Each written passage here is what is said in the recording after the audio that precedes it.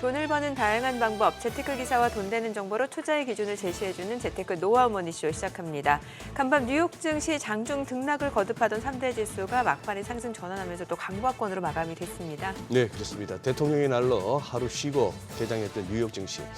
시장을 움직일 큰 재료는 없는 상황이었습니다. 장중에는 좀 지지부진한 양상이 있기는 했습니다만 막판에 그야말로 스포트를 보이면서 S&P 500과 나스닥 100은 또 이렇게 사상 최고치를 경신했습니다.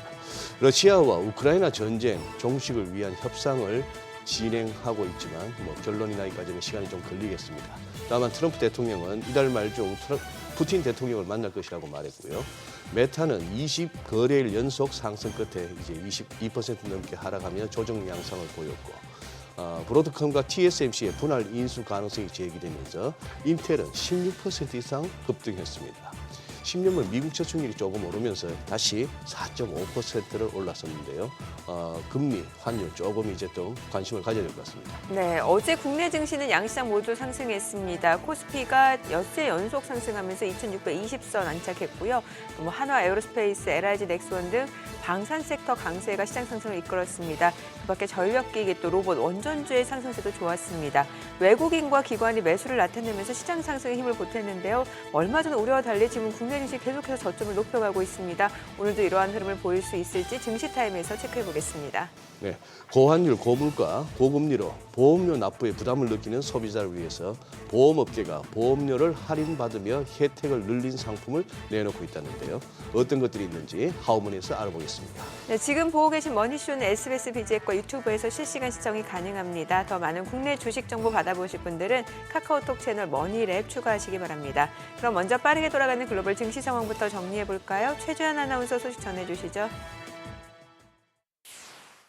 굿모닝 마켓입니다. 뉴욕 증시 오랜만에 사상 최고치를 경신했습니다. 장중 내내 주춤하는 모습을 보이긴 했지만 우크라이나 전쟁 종전에 대한 기대감 속에 장 막판 매수세가 몰렸는데요.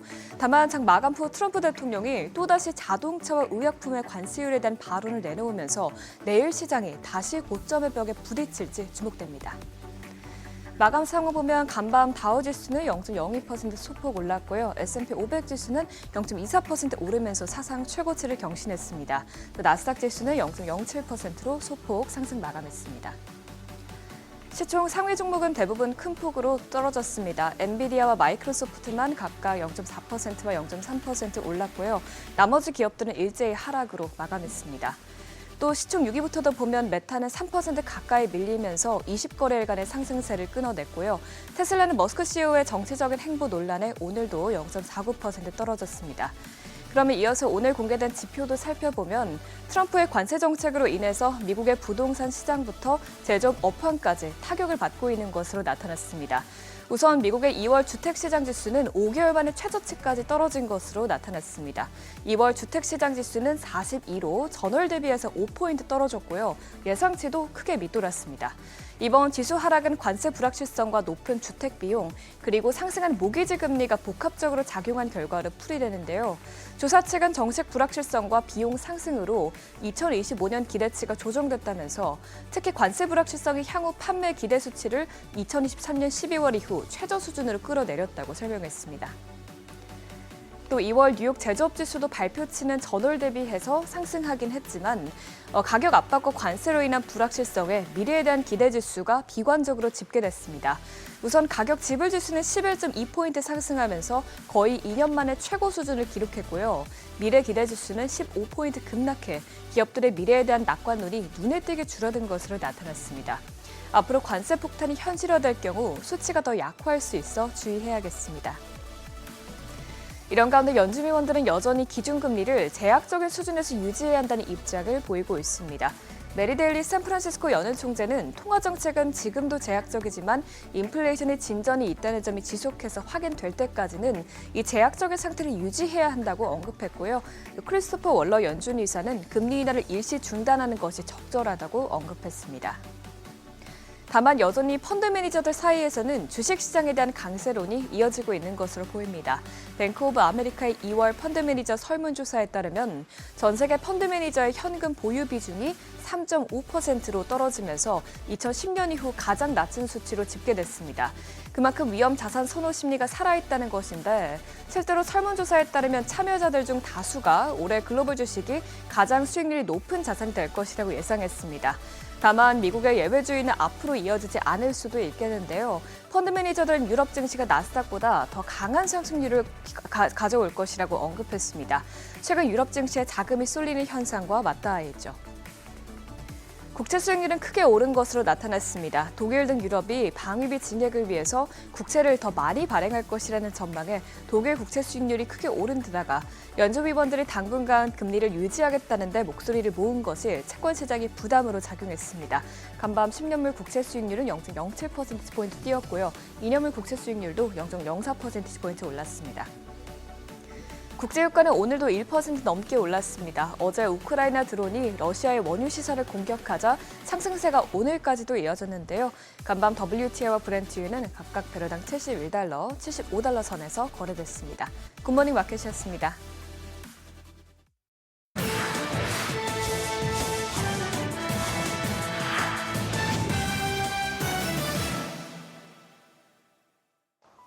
중국 화웨이가 해외 시장 탈환의 야심을 드러냈습니다. 미국의 집중 제재로 주춤했지만 기술 자립을 통해 자국산으로 완전 무장한 세계 최초 트라이폴드 2번 접는 폴드브 폰을 해외 시장에서 처음으로 공개했는데요. 메이텍스티 모델은 현재까지 가장 얇고 가장 큰 접이식 디스플레이 제품으로 자체 7나노 반도체까지 탑재해 중국이 미국의 강력한 제재를 뚫고 기술 자립을 이룬 성공 모델로 꼽힙니다. 6년 전만 해도 세계 스마트폰 시장 점유율 40%를 찍으며 1위를 달리던 화웨이는 트럼프의 규제 철퇴로 고꾸라지기 시작해 결국 사업에서 손을 떼야 하는 지경에 이르기까지 했는데 그럼에도 반등에 성공했습니다. 지난해 4분기 안방인 중국에선 애플을 밀어내고 점유율 18%를 기록하며 1위에 올라서더니 해외 진출을 위한 자신감에도 탄력이 붙었는데요. 지난 한 해 매출은 무려 170조 원을 돌파했습니다. 매출의 4분의 1을 연구개발에 투자하며 이를 갈았고 결국 7나노 반도체 자체 조달에 성공해 세계를 놀라게 했고요. 여기에 자체 운영체제인 하모니도 개발하면서 구글과 완전히 작별했는데 하모니 OS를 사용하는 기기 대수도 10억 대를 돌파했습니다. 제조업 강국을 목표로 내걸었던 중국 제조 2025가 10년을 맞은 올해 화웨이가 미중 기술 패권 경쟁에 천병으로 나서고 있다는 평가가 나옵니다. 머스크가 지구상에서 가장 똑똑한 인공지능이라고 자신했던 xAI의 최신 챗봇 그록3가 마침내 공개를 했습니다. 수학과 과학, 코딩 벤치마크 테스트에서 오픈AI GPT-4o와 중국 딥시크의 V3 모델 등을 앞선다고 밝혔는데요. 또 강력한 추론 능력과 자체 검증 기능으로 환각 현상, 그럴듯한 답변을 지어내는 문제를 대폭 줄였다고 덧붙였습니다. 또 이번에 공개된 딥서치 검색 엔진도 눈길을 끌었습니다. 웹에 있는 정보를 찾아주는 것뿐만 아니라 X 플랫폼에 보유하고 있는 정보도 교차로 취합하고 결과를 내놓는 건데 머스크는 구글 검색으로 낭비되는 시간을 줄일 수 있다고 말했습니다. 이 밖에도 그록3를 탑재한 스페이스X의 스타쉽 우주선을 화성에 보낼 수도 있다고 했고 몇 달 내 안정화되면 딥시크처럼 오픈소스로 공개할 수 있다고도 예고했는데요. 다만 긍정적인 반응에도 베타 버전으로 출시돼 압도적인 성능 격차는 없었다는 평가도 나옵니다. 기존 AI 모델에 익숙한 사용자를 끌어모으기에는 음성 모드를 아직 지원하지 않는다는 점, AI 모델에 대한 훈련이 완전히 끝나지 않았다는 점 등이 진입장벽을 높이고 있고요. 또 X의 유료 서비스인 프리미엄 플러스 회원만 이용할 수 있다는 점도 접근성을 떨어뜨린다는 지적이 나오고 있습니다. 중국을 비롯해 해외 시장에서 고전하고 있는 테슬라가 인도 시장 진출을 위해 바삐 움직이고 있습니다. 뉴델리와 뭄바이에 매장을 임차하기로 했다는 보도가 나왔는데요. 다만 개장 시기는 아직 정해지지 않은 것으로 알려졌습니다. 앞서 인도 현지 매체들도 테슬라가 인도에서 매장 관리와 고객 대면 업무 등을 담당할 인력을 모집 중이다 보도하기도 했는데요. 테슬라는 4년 전부터 인도 진출을 노려왔지만 수입차에 대한 높은 관세에 막혀 좌절된 바 있습니다. 그러다 최근 나렌드라 모디 총리가 미국을 찾아 트럼프 대통령과 만나면서 인도 진출에 다시 물꼬를 트게 된 걸로 보이는데요. 업계는 인도 시장이 중국에 비하면 아직 초기 단계지만 테슬라가 최근에 판매 부진을 극복할 수 있는 새로운 돌파구가 될 수 있지 않을까 기대감을 키우고 있습니다. 도요타가 제너럴 모터스의 합작 투자 철수로 고객을 잃은 LG 에너지 솔루션의 미국 공장에 배터리를 주문하기로 했습니다. 보도에 따르면 도요타는 LG 에너지 솔루션이 미시간주 랜싱의 배터리 공장을 완전히 인수하면 LG 에너지 솔루션의 다른 공장에서 구매하기로 했던 배터리 주문을 랜싱 공장으로 이전하기로 합의했는데요. 주문 금액은 총 15억 달러, 우리 돈 2조 1천억 원 수준인 것으로 전해졌습니다. 다만 도요타가 구매하는 배터리는 하이브리드 차량에도 사용된다는 점에서 이 셀을 적게 사용하기 때문에 전기차용 배터리보다 수익성이 낮다고 하는데요. LG에너지솔루션은 곧 가동을 시작하는 3공장의 생산 물량 일부를 AI 데이터 센터 호황 덕분에 수요가 늘어난 에너지 저장 장치 용도로도 판매를 추진하는 등 돌파구 마련에 고심하고 있습니다. 지금까지 글로벌 비즈였습니다. 어제장에서 이슈가 있었던 업종 살펴보는 기업 이슈 시간입니다. 어제 우리 증시는 K-시리즈가 주도했는데요. 먼저 로봇주가 그 선두에 섰습니다. 글로벌 빅테크들이 연일 휴머노이드 로봇 경쟁에 뛰어들면서 로봇 전성 시대가 올 거란 기대감이 커지고 있는데요. 테슬라가 독주하고 있는 로봇 시장에 메타가 참전했고 여기에 구글도 휴머노이드 로봇 개발사 앱트로닉 투자에 참여하면서 판을 더 키우고 있습니다. 이에 질 수 없죠. 우리나라도 정부 주도하에 K-휴머노이드 로봇 연합을 출범합니다. 업계에 따르면 산업통상자원부는 현재 휴머노이드 로봇 얼라이언스 발족을 준비하고 있는데요. 갈수록 치열해지는 글로벌 로봇 패권 경쟁에서 뒤처지지 않으려면 국내 기업들이 힘을 한데 모아야 한다는 의견입니다. 이에 관련주가 날아올랐는데 특히 유일 로보틱스는 신공장 준공을 앞두고 실적 확대 기대감에 30% 급등했습니다. 마감 상황 보면 유일 로보틱스 30% 올랐고 PNS 미케닉스 26.2%, 휴이림 로봇 13% 넘게 시세 분출했고요. PI도 13% 넘게 올랐고 시메스 12% 넘게 상승 마감했습니다. 체코 원전 수주에 대한 기대감이 커지면서 원전주도 강세 보였습니다. 어제 최상목 대통령 권한대행은 루카스 불책 체코 산업통상부 장관을 만나 원전 등 경제 분야 협력 방안을 논의했는데요. 이 자리에서 루카스 장관은 한국이 지난 5개월간 원전 프로젝트와 관련해 밤낮으로 많은 노력을 해왔다며 최종 계약이 곧 이루어질 것으로 생각한다라고 언급했습니다. 만약 그렇게 된다면 3월에 본 계약이 체결될 예정입니다. 이에 관련주가 좋은 흐름 보였는데 그 가운데 두산 에너빌리티에 대한 관심이 뜨겁습니다. 증권가에선 목표 주가를 모두 상향했는데요. 체코뿐만 아니라 사우디아라비아와 UAE 등 중동발 원전 수주 모멘텀에 주목한 것으로 분석됩니다. 또 원전뿐 아니라 가스터빈 수출에도 주목하면서 올해 수주 가이던스의 초과 달성까지 기대하고 있습니다. 뿐만 아니라 국내에서도 고준위 방패장법이 국회 문턱을 넘으면서 원전 시장이 더욱 커질 것으로 전망됩니다.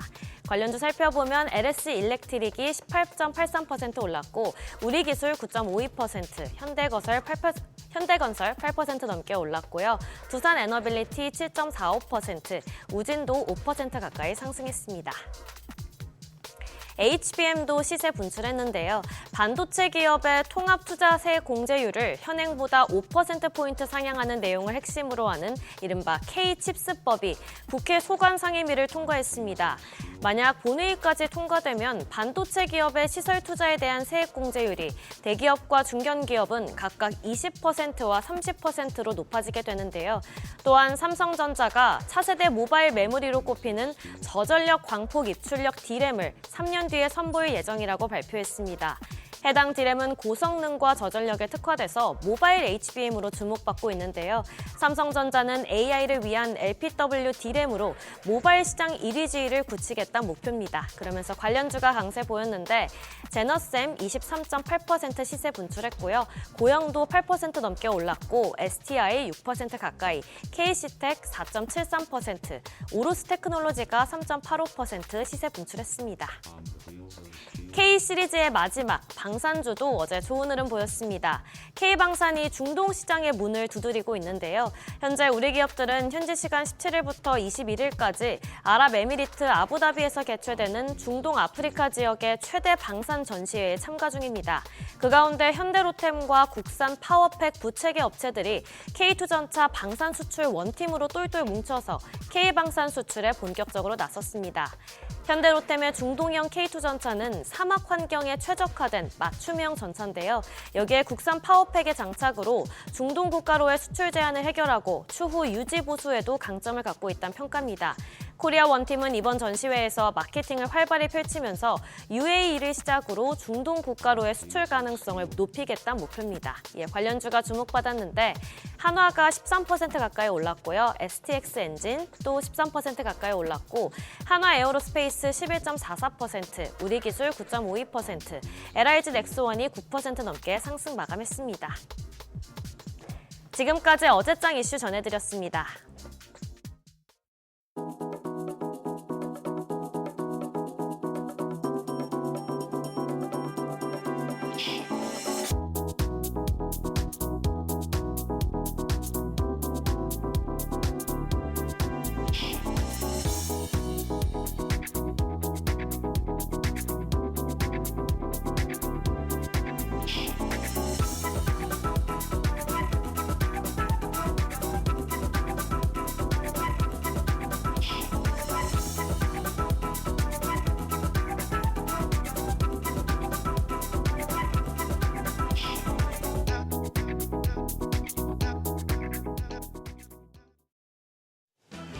국내 증시가 계속해서 견조한 모습을 보여주고 있습니다.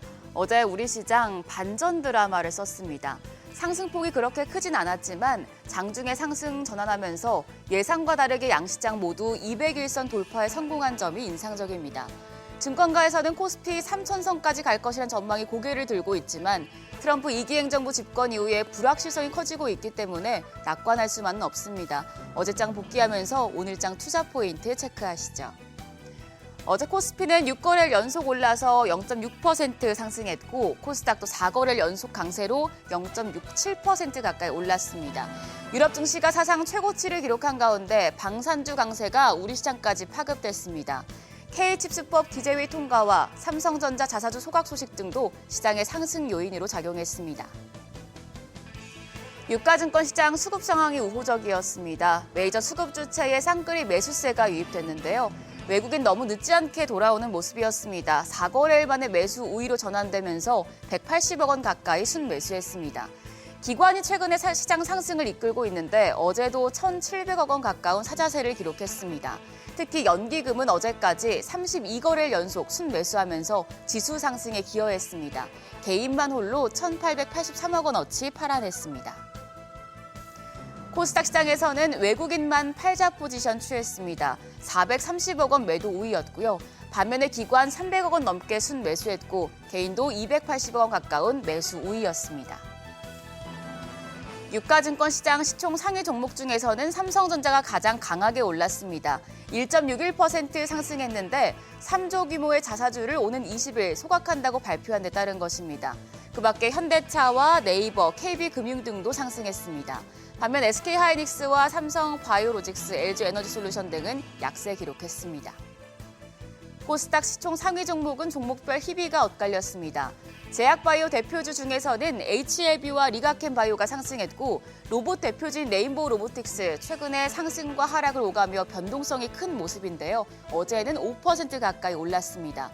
더불어서 반도체 소부장 종목인 리노공업도 3% 가까운 강세였습니다. 반면 알테오젠과 에코프로 형제, 휴젤 등은 하락했습니다. 환율은 올랐습니다. 정규장 마감 시간 달러 기준 2원 오른 1,443원 70전에 거래를 마쳤습니다. 달러화가 어제 장중에 반등한 영향입니다. 4거래일 만에 환율 상승 전환됐는데요. 이후에 글로벌 달러가 연준 고위 관계자들이 금리 인하의 신중론을 펴면서 강세를 보였지만 환율은 오히려 떨어지면서 1,440원대 거래를 유지했습니다. 오늘 새벽 6시 기준으로 1,442원으로 외환시장 소폭 약세로 출발할 가능성이 높겠습니다. 국내 증시가 거래대금 증가와 함께 반등세를 이어가면서 연내 코스피 3,000선 입성 기대감이 높아지고 있습니다. 트럼프 행정부의 관세 압박이 완화되고 국내 정치적인 불확실성이 해소될 것이란 기대감이 상승 요인이 되고 있다는 분석이 나옵니다. 다만 오는 3월 말 재개되는 공매도가 잘 나가던 업종과 종목에 부담이 될 수 있어 이 점은 유의하셔야겠습니다. 하나증권과 LS증권에서는 공매도 재개 이후에 주가 과열 종목군을 경계해야 한다고 전망했습니다. 공매도는 투자자가 보유하지 않은 주식을 빌려서 판 뒤에 주가가 하락하면 낮은 가격에 사서 상환하는 투자 방식인데요. 그래서 주가가 많이 오르고 비싸진 종목에 공매도가 몰릴 수 있기 때문입니다. 과거에 주가가 많이 오른 종목에 공매도가 몰리는 경향이 확인됐었고 또 업종 대비 밸류가 높은 종목이 공매도 타깃이 되는 것으로 나타났습니다. LS증권에서는 공매도 대상이 될 수 있는 업종으로 조선과 기계 업종을 꼽았고 종목으로는 삼양식품, 두산, LS일렉트릭, 삼천당제약, 한화에어로스페이스 등을 제시했습니다. 그리고 하나증권은 공매도 재개 후에 성과가 높았던 스타일, 그러니까 낙폭이 크면서 기관 빈집에 실적은 좋은 종목들을 소팅했는데요. 알테오젠과 서진시스템, 한화생명, 한전 KPS, 우리금융지주 등을 제시했습니다. 관련 내용과 해당하는 종목들 확인해 두시죠. 오늘 일정입니다. 현지 시간 19일 미국의 FOMC 의사록 공개를 앞두고 오늘은 국내 20대 그룹 총수 등으로 구성된 경제사절단이 미국을 방문해서 백악관 고위 당국자와 정재계 인사들을 만납니다. 어떤 이야기가 나올지 주목되고 있습니다. 한편 건설시장 안정대책이 발표되고 이복현 금융감독원장이 은행장들과 올해 처음으로 만납니다. 은행권의 내부 통제와 가계부채 관리, 대출 금리 등을 논의할 것으로 전망됩니다. 그리고 국제 반도체 제조장비 재료협회 주최로 반도체 전시회인 세미콘 코리아가 개최됩니다. 차세대 반도체 관련해서 새로운 소식들이 나올 수 있겠습니다. 한편 어제 시간외 거래에서는 LS그룹주가 강했습니다. 일론 머스크가 이끄는 AI 기업 xAI가 새로운 AI 모델인 그록3를 공개했죠. LS 일렉트릭이 xAI에 배전반을 납품 중이라는 소식이 부각되면서 그룹주 전반적으로 들썩였습니다. 또 최근 구자균 LS 일렉트릭 회장이 미국 빅테크로부터 데이터 센터 수주를 앞두고 있다고 밝힌 점도 호재로 작용했습니다. 관련주들 오늘까지 강한 흐름 이어갈지 지켜보시죠. 국내 증시 오늘까지 이제 7거래 연속 상승에 도전합니다. 다만 트럼프 미국 대통령이 수입 자동차의 관세를 25% 부과할 것이라고 밝혔고 또 의약품과 반도체 관세도 점진적으로 인상할 수 있다고 말했기 때문에 자동차와 의약품, 반도체 관련주들 영향을 받을 수 있겠는데요. 오늘도 시장이 관세 강한 모습 보여줄지 장 초반 분위기 살펴보셔야겠습니다. 지금까지 어제장 오늘장이었습니다.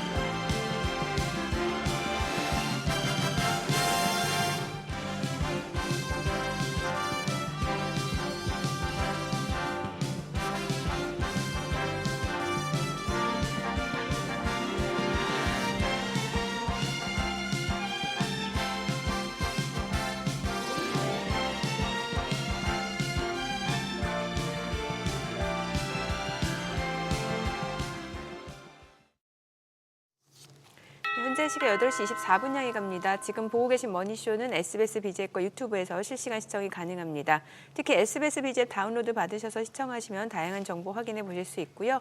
또 국내 주식 정보 원하시는 분들은 카카오톡 채널에서 머니랩 검색하셔서 친구 추가하시기 바랍니다. 미국 뉴욕 증시가 이제 3거래일 쉬었고 이제 개장을 했는데 사실 뭐 장중의 흐름은 좀 고압권에서 등락을 하다가 네. 특별한 재료가 없는 상황에서 조금씩 오르면서 또 예. 뭐 시작을- 지수 예. 흐름이 묘했습니다. 네. 뭐 이제 전고점 근방에서 고민스러웠을 텐데 그걸 장중 고민으로 끝내버리는 느낌? 그러게요. 예. S&P 500은 장중에 전일 대비 마이너스 한 0.25까지 갔다가 플러스 0.24로 끝났으니까 뭐 나스닥도 한 마이너스 0.58 장중 저점이 네. 근데 결국 플러스로 돌리고 이렇게 분봉으로 보면은 마지막에 무슨 야 이거 빠지면 안 돼. 절대 빠지면 안 돼 하는 네네. 분위기. 오히려 그 빅테크라든지 대형주들이 좀 그동안 예, 많이 오히려 더 많이 올랐잖아요. 그러다 올랐더라고요. 보니까 차익 실현 물량들이 좀 나오는 모습이었고 중소형주 흐름이 좋았어요. 예, 그런 것 같습니다. 예. 뭐 인텔 같은 경우도 아주 뭐 인상적인 아. 그런 뭐 차트를 만들어내고 우리도 네. 어제 큰일 했죠. 200일선 저항 뭐 그러게요. 그리고 2620이라고 하는 요 예. 어느 정도 조금 이 정도 되면은 뭐 야간 선물은 그렇게 뭐 많이 오른 건 아니지만 그래도 우리도 플러스로 나고 해서 이거 은근히 많이 가겠는데요. 분위기가. 아니 사실 그 전날도 국내 증시 보면은 저희 방송할 때는 그냥 그랬는데 오후 들어서 시장 막 힘을 내줬잖아요. 근데 어제도 요즘 또 패턴이 그래요. 한 네, 10시까지는 살짝 밀어봅니다. 예, 맞아요. 어제 밀어보다가 방송할 때는 사실 그냥 그랬어요. 그래서 이제 네. 저희들 클로징 할 무렵에는 우리 둘 다 좀 자신 없는 표정이 나오다가 방송 끝나고 나면 그냥 휙 감아 올리고 그러게요. 너희들 요즘 또 속았지 하는 분위기. 패턴이 좀 그런 것 같아요. 네. 예, 그러니까 네, 오늘 또 이분과 시장 이야기를 네. 좀 다뤄보도록 하겠습니다. 디멘전 투자자문 투자부문의 송재경 대표님 함께합니다. 어서 오세요. 어서 오세요, 대표님. 잘 가죠 시장. 아, 그럼요. 다행입니다. 그 배경이 뭘까요? 글쎄요, 일단은 그러니까 아까 앞에서 뉴스 브리핑 할 때도 정리가 됐지만 이제 확실히 이제까지는 오로지 미국 뭐 이랬는데 네. 이게 이제 확실히 미국에서 좀 빠져나오면서 이제 나머지 나라들을 좀 많이 봐주고 있다라는 것이 일단 긍정적이다. 유럽도 지금 사상 최고치 경심 그럼요. 행진이죠. 네. 매일 그래서 네. 지금 그러니까 연초 이후에 이런 관세 전쟁의 그 위협, 우려 네. 속에서도 아이러니하게도 최대의 그 미국의 타겟이 되는 중국이 지금 1등을 하고 있고요. 예. 그러게요. 예, 홍콩 항생 지수 기준입니다. 그다음에 이제 두 번째로는 유럽이 지금 엄청 잘 나가고 있고 지금 돈이 아까 나스닥보다는 유럽이 더 나을 거다라는 아까 글쎄. 코멘트들 예, 글로벌 예, 매니저들의 예. 여론조사도 있지 않습니까? 네. 그래서 유로존 내에서는 독일이 가장 앞장서서 어제까지 해보니까 연초 대비로 닥스가 한 14.5%까지 올랐더라고요. 지수 자체가. 그래서 그 항생 지수랑 닥스 지수가 사실상 다 14%대의 그러한 상승세를 유지하면서 1, 2등을 거의 예, 다 하고 예, 있다 보시면 예. 좋을 것 같고 우리나라도 나쁘지 않습니다. 제가 미국보다 우리나라가 나을 거다 12월부터 계속 내내 말씀을 드렸었는데 그랬었죠. 예, 다행스럽게 지금까지는 그대로 가고 있는 것 같습니다. 우리나라가 한 8% 이상 올랐고 여기에 지금 환율이 연초 대비 한 2.5% 빠졌거든요. 네. 그래서 US 달러 기준으로 합치면은 거의 10%가 넘어가는 상승률을 좀 보이고 있어서 다행이다. 근데 반면에 맨 우측으로 가보시면 미국이 한 연초에 한 4%뭐 요 정도 올라가면서 확실하게 탈미국, 이제 미국의 예외주의, 미국 우선주의 시장도 그랬었는데 이것이 한 2년 반, 한 15년간 벌어졌던 것들이 이제는 조금 돌려지지 않느냐라는 기대를 개인적으로 하고 있고요. 이 안에 또 포인트는 중국과 아까 독일을 말씀드렸잖아요. 네. 두 나라가 올해 다른 데하고 확실히 차이점이 뭐냐. 두 나라의 가장 큰 기대를 거는 거는 정부의 강력한 경기 부양책입니다. 중국은 이미 작년에 일부 기대가 있었고 올해도 지속될 거다. 지금 그리고 또 시진핑이 또 민간 그러니까 중국 빅테크 기업들 그 CEO들 만나면서 또 북돋아 줬지 않습니까? 예. 중국이 상당히 예. 의미적인 거고. 그다음에 이번 주 주말에 독일에 큰 선거가 있습니다. 조기 총선이 있는데 여기에서 기존의 3인당에서 기민당으로 소위 최대 다수당이 좀 바뀔 가능성이 일부 있고 그다음에 기민당의 지금 그 대표 그 총리 후보자의 코멘트가 가장 지금 미국 독일은 헌법으로 사실은 균형 재정을 강력하게 요구하는데 이걸 좀 풀어줄 수 있다. 그걸 풀자 좀. 이제는 우리도 돈 좀 쓰자 한마디로. 이제 이 얘기가 나오거든요. 그래서 네. 두 군데 다 올해 이런 어려운 상황에서도 경기 부양책을 강력하게 쓸 수 있다는 기대감이 지금 중국과 유럽, 특히 독일 증시를 밀어 올리고 있다는 측면. 우리나라는 그 사이에 껴서 상대적으로 저평가 매력이 좀 부각되면서 또 거기에 대한 중국과 같이 또 연동돼서 가는 것. 이런 것들이 지금 연초 이후에 시장이 확실히 지난 2년 반의 흐름과 달라지는 그런 모습이다라고 저는 해석을 하고 있습니다. 예. 지금 저기서 지역별 수익률 해서 이제 어느 쪽이 상대적으로 더 많이 올랐나 하는 표는 보여주셨습니다만 참고로 한번 살펴보니까 뭐 아직 채 2달은 안 됐습니다만 금년 들어서 제일 많이 빠진 데가 태국이고 10% 빠지고 뭐 필리핀, 아르헨티나 이런 순서인데 인도가 한 3.24% 마이너스. 인도 그동안 진짜 많이 올랐는데.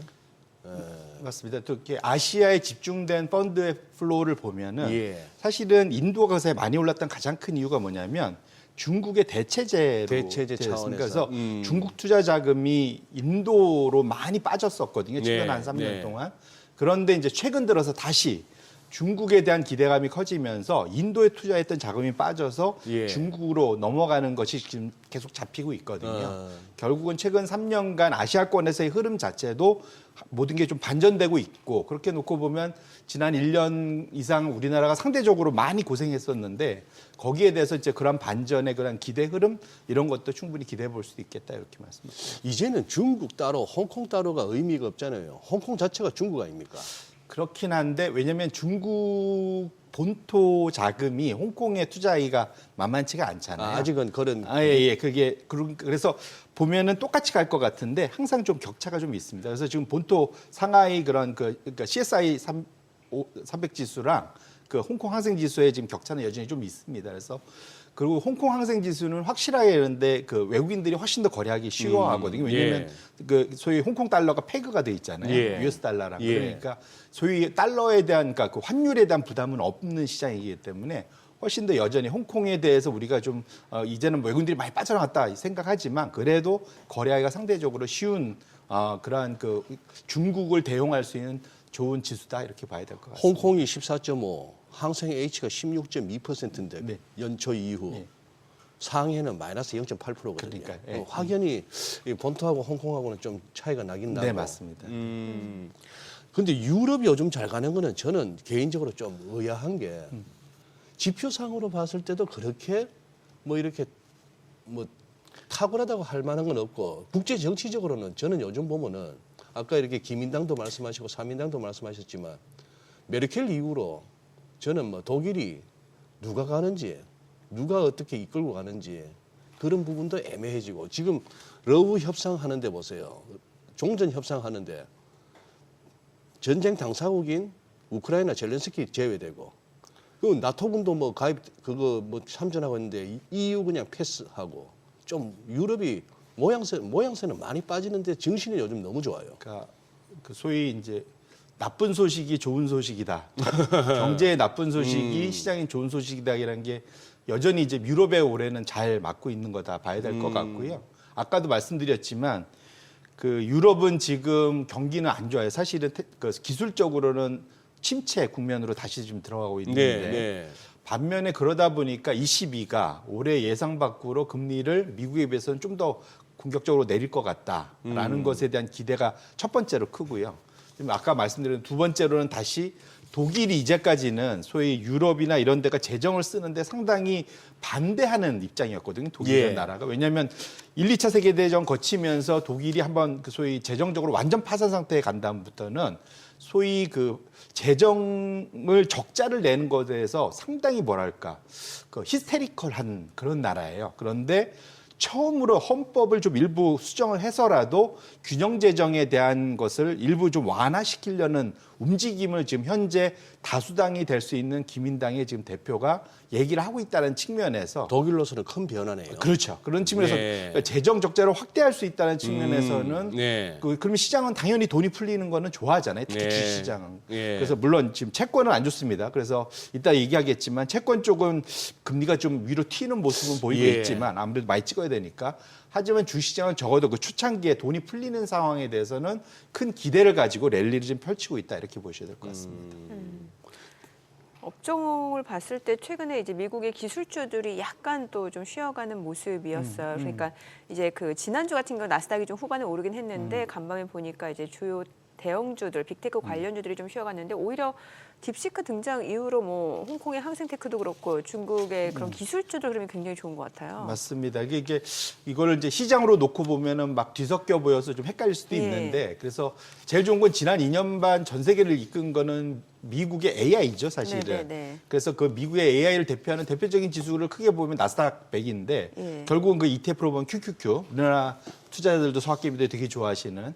근데 그걸 제가 지난주에 나와서도 이것의 대체제로 중국의 그러한 중국 100, 중국 빅테크 100이라고 해야 될까요? 그러니까 CQQQ가 있습니다. 이게 차이나 QQQ인데 두 개를 비교해 보면 2년 반 동안 사실은 대표적으로 좀 왼쪽 차트가 좀 열려 있는데 좀 크게 좀 확대해 주시면 지금 2년 반 동안 QQQ에 비해서 CQQ가 빨간색이 지금 중국이고 위에 파란색이 미국의 나스닥 100입니다. 근데 두 개의 격차가 거의 2.4배. 결국은 중국의 기술주 들고 있으면은 정말 속쓰렸고 미국 기술주 들고 있었으면 정말로 그 행복하고 해피해피 이랬었다 봐야 될 것 같은데 최근 들어서 정확히는 작년 크리스마스 이후에 지금 보면은 확실히 좀 바뀌면서 그러네요. 파란 붉은색 선이 완전히 위로 뚫고 올라가지 않습니까? 결국은 지금 중국에 대해서 일단은 3년 가까이 완전히 고생했다. 저건 저 코로나 이후니까 좀 더 깁니다. 그래서 결국 5년간 참 고생을 많이 했는데 이제는 중국이 보니까 좀 어느 정도 스스로 자립할 수도 있겠다. 그러면은 중국 내수를 바라보는 기술주들이 중국 기술주들이 충분히 상승 여력이 있지 않겠냐라는 기대가 좀 분명히 있는 거고요. 그런 것들이 지금 최근 들어서 지난 3년, 5년간 큰 격차를 벌였던 것이 최근 들어서는 완전히 좀 변화하는 그런 모습을 나타낸다는 측면에서도 시장의 큰 흐름의 변화 이런 것들을 우리가 감지할 수가 있겠다 이렇게 말씀드립니다.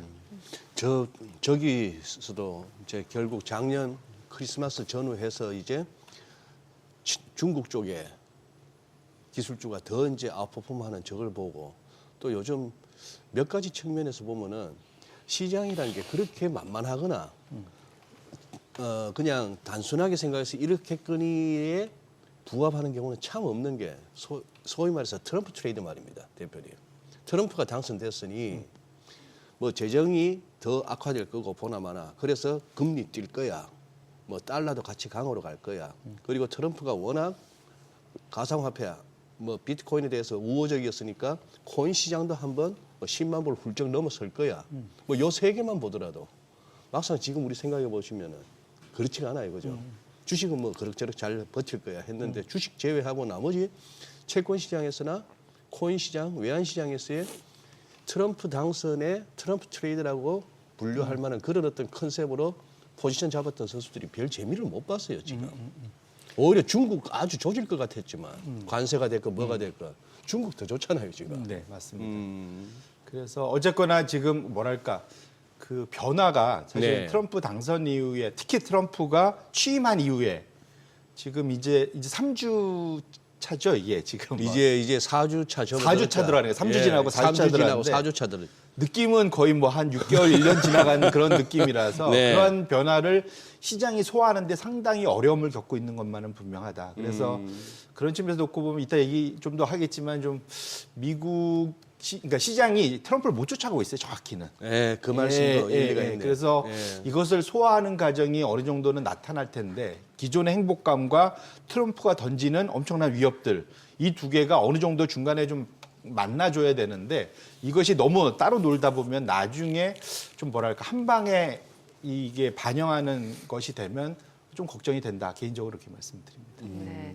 지금 트럼프 관세 정책이 예상보다는 조금 뭐 지금 뜨뜻미지근한 상황이고 뭔가 굉장히 강력하게 나올 줄 알았는데 당장 지금 그 시행되는 것도 몇 개 없잖아요. 그러다 보니까 이게 뭐 주요 교역국들과 협상을 하기 위한 카드다 여러 얘기가 나오고 있고 또 트럼프도 아마 계산을 할 거예요. 이런 공격적인 관세 정책이 자국의 기업들한테 그렇게 유리한 상황은 아닐 수도 있다. 이런 계산까지 하고 있는 게 아닐까라는 생각이 들거든요. 결론부터 말씀드리면 네. 그 트럼프는 저는 관세의 진심이라고 생각합니다. 관세 진심. 뭐냐면 저 지난주에 말씀한 관세에 대해서 시장의 지금까지의 판단은 협상용이다. 근데 그 이상일 것이다. 그러니까 협상용이라는 얘기는 자기가 원하는 거 얻으면 예. 철회할 거다. 네네. 이게 이제 기본적으로 시장이 트럼프 일기 때 이미 그 교훈 겪었던 뭐 학습 학습된 효과죠. 네. 뭐 이런 게 다 있기 때문에 이번에도 그럴 거다 생각을 하는데 확실한 거는 전 이제 대표적으로 이제 그 예를 보고 싶어요. 가장 큰 예가 뭐냐면 이겁니다.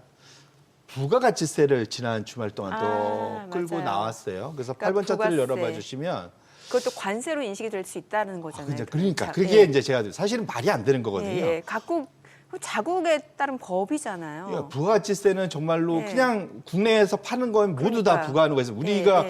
미국 거라고 더 부가세 걷고 뭐 어디 저기 유럽 거라고 덜 걷고 뭐 이런 거 아니지 않습니까? 그냥 국내 그렇죠. 팔면 다 같이 걷는 네. 이게 이제 미국이 안 해서 그렇지 사실은 전 세계적으로 부가가치세를 그러니까 대충 보니까 UN 190여 개국 중에 175개국이 네. 부가가치세를 다 도입하고 있습니다. 네. 미국만 제외하고. 네. 근데 유사한 걸 보시면은 미국은 판매세라는 게 있습니다. 대략 한 3%에서 7%대.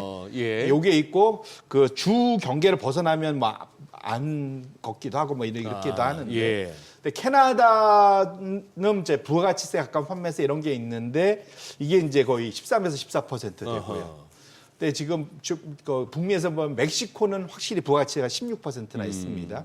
아시아도 대략 10에서 한 5% 정도 있고요. 다음에 네. 보시면 우리나라가 확실히 10% 보시면 일본 10%, 근데 대만이 좀 낮아요. 50%인데 인도가 좀 큰일입니다. 뭐 크게 차이가 있지만 비싼 거는 한 28%까지 높거든요. 그래서 좀 인도가 여기서는 조금 문제가 될 수 있고 아시아권에서는 가장 큰 문제는 유럽입니다. 유럽을 넘겨봐 주시면 다음번으로 유럽을 제가 대충 체크해 보니까 평균이 22%예요. 평균이 예, 그래서 영국이 20%, 프랑스 20, 독일 19, 보시면 이탈리아 22, 제일 큰 데는 저기 헝가리가 27인가 그렇고요. 예. 저기 북유럽 쪽이 20% 중반까지 가집니다. 네네. 결론적으로는 왜 이런 걸 하느냐?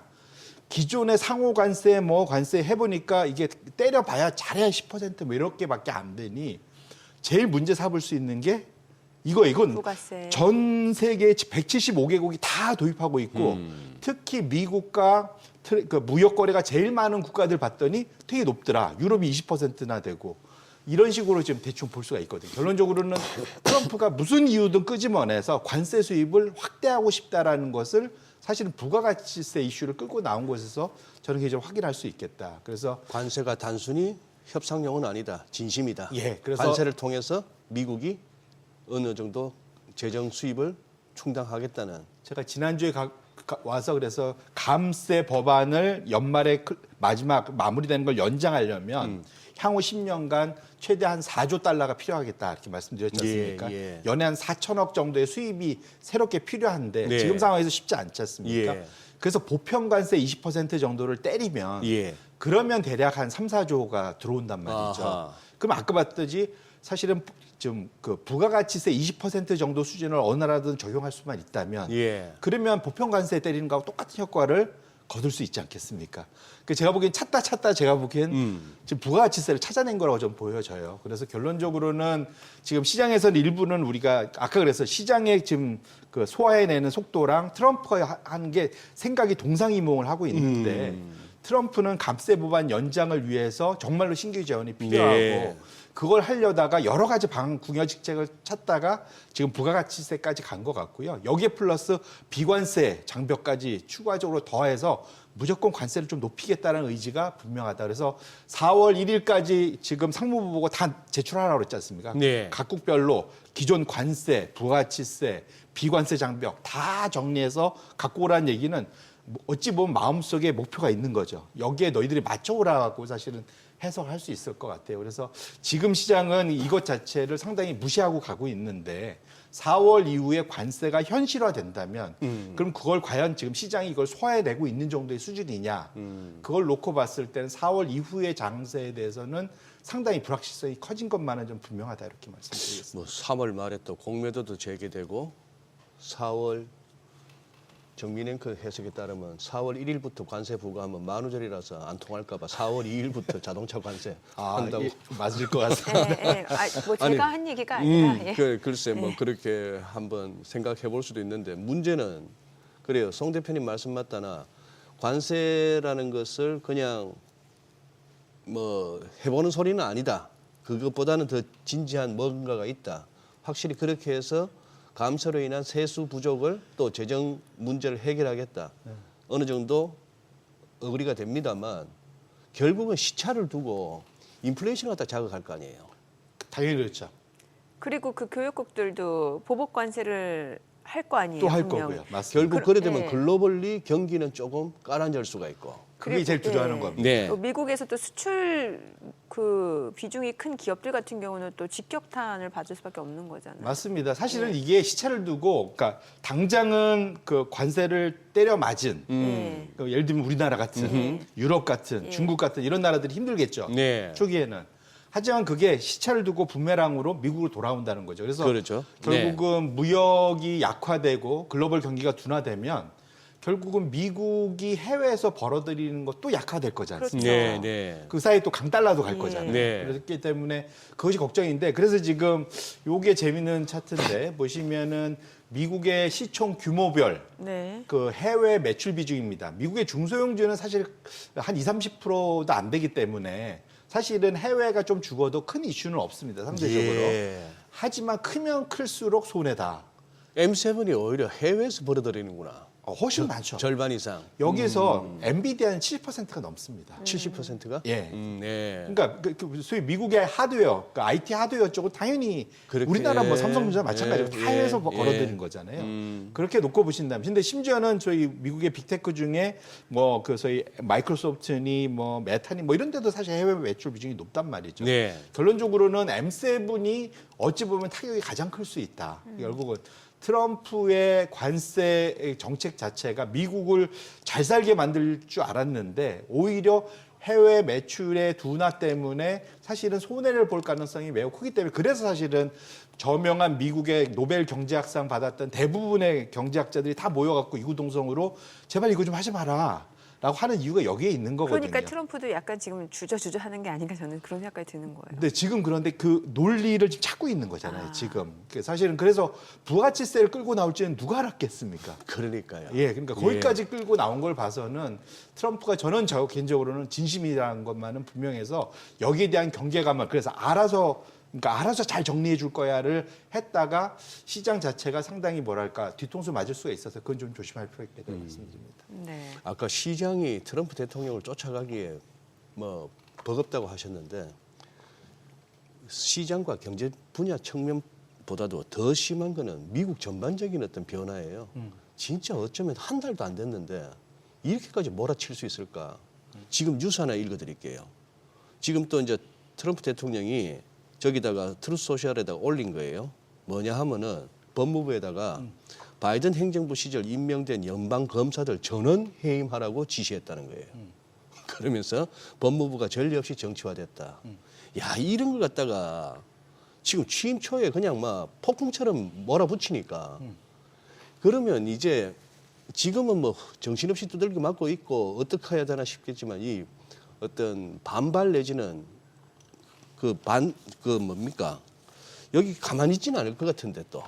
일차적으로 민주당이 법원을 이용해 갖고 좀 뭐랄까 좀 브레이크를 걸고 있죠. 그러죠. 예, 뭐 네. 그걸 하고 있는데 지금은 어쨌거나 다수당은 지금 공화당입니다. 공화당이니까. 그래서 사실은 지금 소위 그러니까 중간 선거 전까지 그래서 트럼프가 지금 목표하고 있는 기간은 딱 2년입니다, 사실은. 그러니까 중간 선거 2년 후 11월 전까지 모든 거를 이루겠다라는 목표하에 좀 속도전을 하고 있는 거거든요. 그래서 지금 말씀 주신 대로 상하원에서 공화당도 일부 약간의 좀 노이즈를, 그러니까 목소리를 내고 있지만 엄청 약해요. 지금 워낙 지금 가장 초기고 한 달도 안 됐고 대통령의 힘이 가장 셀 때지 않습니까, 네. 지금. 그래서 여기에서 반기를 들기가 어렵거든요. 미치 코넬리 정도 은퇴라고 아니라 그 소위 공화당 상원의원의 의장 자리를 내놓은 미치 코넬리 정도만 자기 소리를 내지 대부분은 그냥 따라가고 있단 말이죠. 그래서 그렇게 놓고 본다면 지금 트럼프의 이러한 휘몰아치기 뭐 이런 것 자체는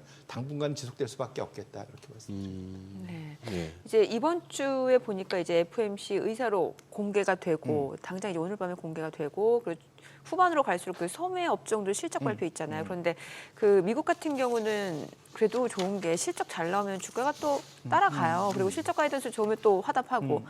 근데 보니까 4분기 실적 발표한 기업들 대부분이 1분기 실적 가이던스를 하향 조정했더라고요. 맞습니다. 예. 이게 이익 추정치가 낮아진다는 거잖아요. 그렇죠. 걱정인 게 이게 사실은 연말까지만 해도 작년 말까지만 해도 올해에 대한 기대가 엄청 높았습니다. 올해 평균적으로 S&P 500이 올해 말 되면 작년 말 대비 한 12% 오를 거야. 거기에 가장 큰 거는 뭐였냐면 이익이 12% 정도 늘을 거야라는 거였거든요. 그런데 지금 말씀 주신 대로 올해의 예상 추정치가 연말에 그러니까 작년 말에는 12.6%였는데 이것이 불과 지금 2달 정도 사이에 10%까지 빠르게 지금 내려오고 있어요. 이제 여기에는 트럼프 관세가 효과는 본격적으로 나타나지도 않은 거거든요. 근데 그냥 걱정만 있는 거죠. 트럼프 관세 때문에 올해 좀 어려울 수 있겠습니다. 그래서 가이던스 자체가 점점 내려가고 있는 건데 관세가 정말 4월 이후부터 본격화된다면 여러 가지로 사실은 타격을 입으면 저희 이익 증가가 떨어질 거지 않습니까? 물론 근데 내년도는 올렸어요. 13에서 14로 올렸는데 이런 표현을 좀 내년은 가봐야 알지 않겠습니까? 솔직히 지금 상황은 가봐야 알아요. 그래서 저거는 저는 사실상 큰 의미를 둘 필요 없는 거고 현재 이 목표 추정치를 유지하기 위해서 올해를 낮추고 내년을 올린 건데 올해가 낮아졌다는 것은 확실히 좀 시그널이 주고 있는 거다. 그래서 미국 기업들이 지난 2년간, 3년간 보여줬던 강력한 이익 성장에 대해서 한 발 물러나고 있다는 것은 투자자분들이 상당히 좀 긴장하시고 기회를 기울여야 될 그런 대목이다 이렇게 말씀드립니다. 네. 자, 지금 시각 8시 50분 지나갑니다. 오늘 양시장 예상 체결지수부터 확인해 보겠습니다. 먼저 코스피 좀 보도록 할게요. 최근에 오후 들어서 시장이 좀 힘을 내는 모습이었는데 오늘 코스피 0.7% 또 상승이 예상됩니다. 어제 2620선까지 올라섰잖아요. 오늘 추가적으로 한 20포인트 가량 또 상승 출발 예상되고요. 2645포인트로 집계가 됩니다. 코스닥 강보권 예상되죠. 예상 체결지수 774포인트입니다. 시가총액 시가총액 상위 종목 예상 체결가 보겠습니다. 삼성전자 오늘 0.7% 상승 예상되고요. 호가는 57,300원, SK하이닉스가 4% 강세가 예상됩니다. 예상 체결가는 21만 9천 원. 삼성바이오로직스가 0.6%가량 하락 예상되고요. 호가는 116만 8천 원이죠. LG에너지솔루션이 1% 상승 예상됩니다. 예상 체결가 35만 4천 원. 현대차가 0.9% 하락 예상됩니다. 호가는 19만 8,500원. 기아도 0.9%가량 하락이 예상되고요. 예상 체결가 9만 3천 원. 삼성전자 우선주 1%가량 오름세가 예상됩니다. 호가는 4만 7,300원. 셀트리온 보합 예상되고요. 네이버가 0.9% 상승 예상됩니다. 호가는 21만 4,500원. KB금융도 상승 출발 예상되죠. 예상 체결가 8만 2,700원으로 집계가 됩니다. 코스닥 시가총액 상위 종목 예상 체결가 보겠습니다. 알테오제인 오늘 약보합 출발 예상되고요. 지금 호가는 39만 4,500원, 에코프로비엠 1% 상승 예상되죠. 예상 체결가 12만 9,500원, HLB 상승 출발 예상됩니다.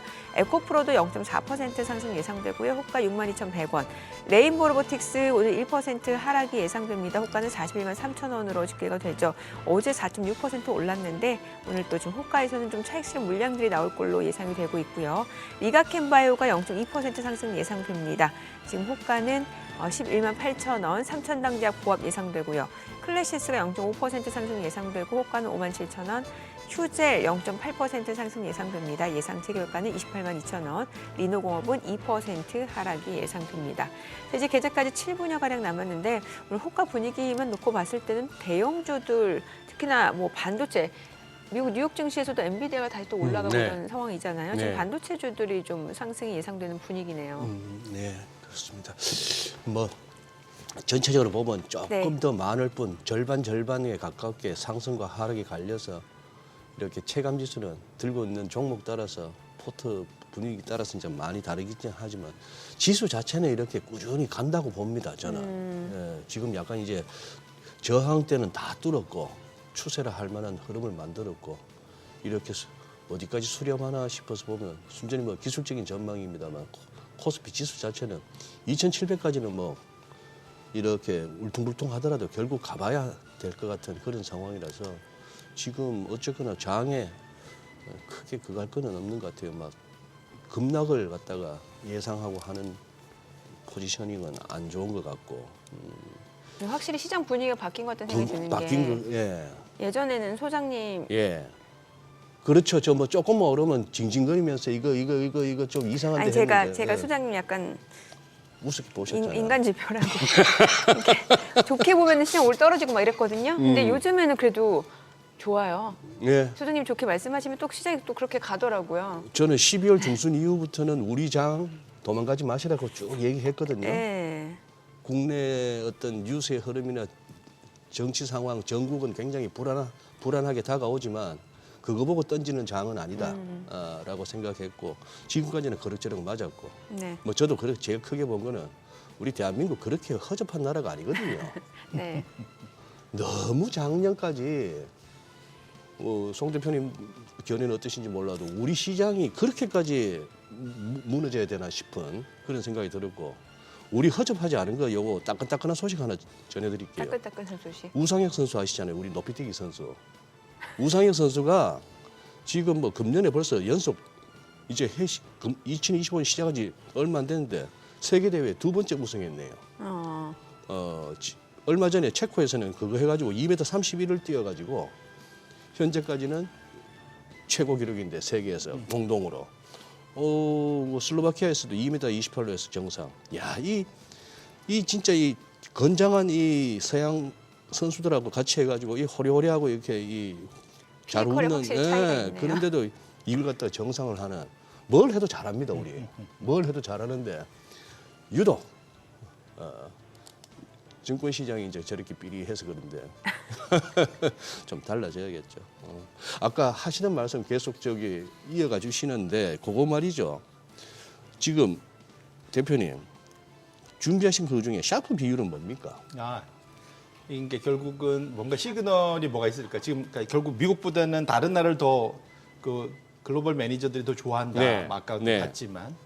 근데 그래서 미국에서 이제 빠져나올 아까 그러니까 밸류에이션도 비싸고 이익도 생각만큼 증가하지 않을 것 같고 근데 결정적으로 또 다른 이제 뭐랄까 신호를 주고 있는 게 우리 미국에 집중 투자하시는 분들은 좀 눈여겨 볼 만한 차트인데 샤프 비율이라는 게 되게 어려운 것 같은데 그렇습니다. 그냥 기본적으로 1년에 20%를 똑같은 주식이 냈는데 하나는 마이너스 10% 갔다가 30% 올라서 20%낼 수도 있고 안 빠지고 쭉 20%갈 수도 있잖아요. 예. 그럼 둘이 똑같은 20%냐?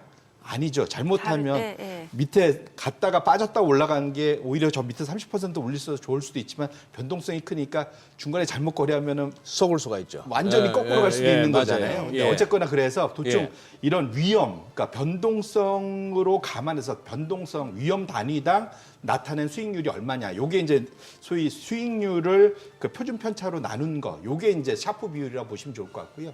높으면 숫자가 크면 클수록 그런 변동성 없이 주가가 쭉 잘 올라왔다. 이렇게 이해를 하시면 좋을 것 같습니다. 그래서 저 밑에 차트가 1년 샤프 비율인데 그래서 지금 그 대략 1.3 정도 수준까지 가면은 피크를 그러니까 고점을 만든다는 거죠. 뭐냐면 이때는 큰 변화 없이 조정 없이 계속 주가가 잘 올라왔다라는 의미를 해석을 하시면 좋을 것 같거든요. 그러니까 네. 결국은 변동성이 지금 역대급으로 지금 되게 낮아져 있는 상태고 지난 한 2년간 계속 지금 2년 이상 쭉 올라왔기 때문에 현재 저기서 주는 시그널 자체도 이제는 변동성이 한번 커질 때가 됐다라는 걸 좀 확인하실 수가 있는 차트예요. 그래서 여러 가지들의 모양 자체가 미국 시장에 대해서 조정 가능성을 점점점 강화시키는 그러한 신호 중에 하나로 좀 익힐 수 있다는 측면에서 놓고 본다면 투자자분들의 이 차트는 꼭 관심을 가지고 보실 필요가 있겠다 이렇게 말씀드립니다. 그러면은 지금 대표님 얘기를 들어보면은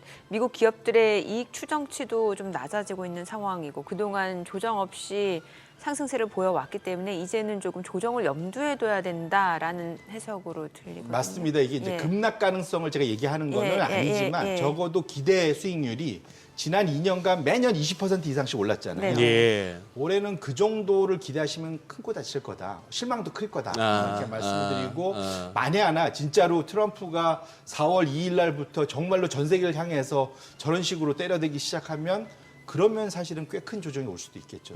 그러면 이제까지는 아닐 거야라고 지금 시장이 버티고 있잖아요. 예. 말씀 주신 대로 트럼프가 바보가 아닌데 결국은 저렇게 해서 치고 빠질 거야. 결국 예. 그래서 주시장은 잘 지켜줄 거야라는 기대를 하고 있는데 그렇게 안 된다면 예를 들면 제가 아까 말씀드린 대로 트럼프가 진짜 관세에 진심이고 정말로 이거를 쭉 의미 있게 사실상 부평 관세 20%에 준하게 실행을 한다면 그럼 그거는 지금 주가에 반영이 전혀 안 돼 있잖아요. 아까 그런 측면에서 제가 말씀을 드립니다. 굿모닝 마켓에서 잠깐 소개됐습니다만 뱅크 오브 아메리카에서 설문조사한 그 상황에서 펀드 매니저들의 현금 보유 비중이 역대로 낮죠. 역대로 지금 낮다. 15년 만에 최저라고. 예. 아까 말씀드린 그게 사실 인간 지표거든요.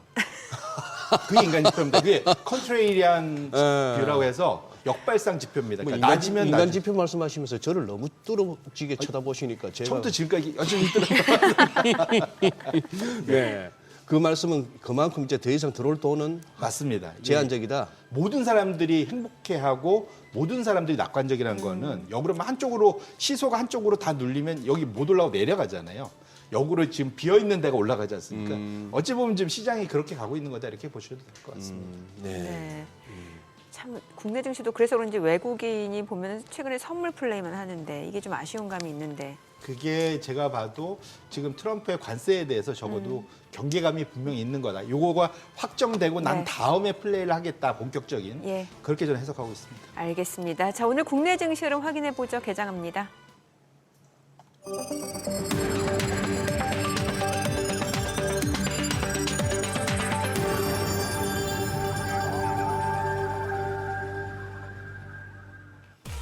네, 2월 19일 수요일 국내 증시 개장했습니다. 간밤 뉴욕 증시 3대 지수 이제 보합권에서 마무리가 됐는데 그 가운데서도 이제 S&P 500은 소폭 오르면서 사상 최고치를 경신한 모습이었고 장중에 등락을 거듭하다가 이제 막판에 좀 힘을 내주면서 강보권에서 마감이 됐는데 대형주들이 좀 쉬는 모습이었고 오히려 중소형주들 흐름이 좋았습니다. 주요 빅테크들도 종목 간의 희비는 좀 엇갈리는 모습이었고 특별한 재료가 없는 상황이었습니다. 이제 오늘 밤에 연준 의사로 공개가 되고 또 주 후반으로 갈수록 또 소매 업종들 실적 발표도 나오게 되어 있는데 이런 부분 좀 체크해 보셔야 될 것 같고 오늘 양시장 출발 지수 보겠습니다. 코스피가 0.3% 상승합니다. 2,636포인트, 코스닥 강보권으로 774포인트입니다. 양시장 상승 출발이고요. 시가총액 상위 종목 시초가 보겠습니다. 삼성전자가 1% 상승합니다. 57,500원, SK하이닉스가 2.3% 올라가면서 21만 5천 원이고 LG에너지솔루션도 1% 이상 상승합니다. 35만 5천 원. 삼성바이오로직스가 1% 떨어집니다. 116만 1천 원이고 현대차도 하락 중이네요. 19만 9,100원. 기아도 0.7% 떨어집니다. 93,100원이고요. 삼성전자 우선주는 올라갑니다. 47,400원. 셀트리온 약보합권이고요. 네이버가 0.2% 소폭 떨어집니다. 22만 2천 원. KB금융 보합이죠. 코스닥 시가총액 상위 종목 시초가도 보도록 하겠습니다. 알테오젠 오늘 차익 실현 물량 좀 나옵니다. 1.7% 떨어지면서 38만 8천 원. 에코프로비엠 올라갑니다. 0.9% 상승하면서 12만 9,900원 지금 흐름 이어지고 있는 상황이고 에코프로도 오늘 지금 상승 보여주고 있습니다. 0.4% 올라가네요. 62,100원. 그리고 HLB는 약보합권으로 87,600원, 레인보우 로보틱스가 2.8% 떨어집니다. 40만 5천 원이고요. 리가캠바이오도 1.6% 떨어집니다. 11만 6천 원이고 삼천당제 소폭 내림세죠. 17만 9,100원. 클래시스가 0.5% 하락합니다. 5만 6,400원. 휴젤은 올라가네요. 지금 0.3% 상승 28만 500원이고 리노공업은 0.6% 떨어집니다. 지금 23만 2천 원에 거래되고 있습니다. 오늘 시장에서 특징을 보여주고 있는 섹터 종목들 좀 체크를 해보도록 하겠습니다. 오늘 지금 양시장 지금 혼조 출발 나타내고 있는데 오늘 전성 관련주들 흐름이 좋네요. 지금 LS 에코에너지가 11% 급등합니다. 46,250원 선이고요. LS 마린솔루션도 5% 강세 보여주고 있습니다. 지금 가온전선도 3% 상승하면서 61,500원이고 대한전선도 올라가고요. LS 4.8% 강세 보여줍니다. 오늘 LS 그룹주들이 좋네요. 지금 LS 에코에너지 상승폭이 더 확대가 되고 있는 상황이고 그밖에 대원전선, 일진전기, 제동전기도 지금 상승 흐름 보여주고 있습니다. 오늘 셰일가스 관련주들도 흐름 좋습니다. 지금 한국카본이 11% 급등합니다. 16,340원 선에서 움직임이 이어지고 SK가스도 지금 4% 강세 보여주고 있는 모습이고 그밖에 S&T 에너지도 2.3% 상승 보여줍니다. 28,700원에 거래되고 있고요. 그밖에 우린 PTS도 1.3% 상승 보여줍니다. 오늘 셰일가스 관련주들 지금 가장 탄력적으로 올라가는 종목은 이제 한국카본이 급등을 보여주고 있는 모습이고 오늘 HBM 관련주들도 흐름 좋습니다. 한미반도체가 5% 올라갑니다. 오늘 오랜만에 주가가 또 10만 원 선을 넘어서네요. 10만 3,800원. 그리고 STI도 5% 강세 보여줍니다. 지금 24,500원, 제너셈도 14% 급등이죠. 지금 고영은 좀 떨어지고 있는 모습인데 오로스 테크놀로지, 이오테크닉스 1% 상승 중이고요. 제우스, QRT가 각각 3%에서 2.7% 상승 보여주고 있고 테크윙도 2% 이상 올라갑니다. 42,950원, YCDI 올라가고 PSK홀딩스가 2% 상승하네요. 47,400원 선에서 움직임이 이어지고 있습니다. SK하이닉스도 상승폭이 조금 더 확대가 되죠. 자, 오늘 보니까 액침 냉각 쪽도 움직임이 나오고 있는 상황인데 액침 냉각 쪽에서는 이제 GST가 13% 급등을 합니다. 지금 21,500원 선, KN솔도 3.8% 올라가고 있고요. 한중 NCS도 2.5% 상승 보여줍니다. 그밖에 워트도 2.4% 올라가고 있는 모습이고 KN솔, 유니셈도 각각 3.8%, 2% 상승 보여줍니다. 지금 보시다시피 GST 탄력이 굉장히 좋죠.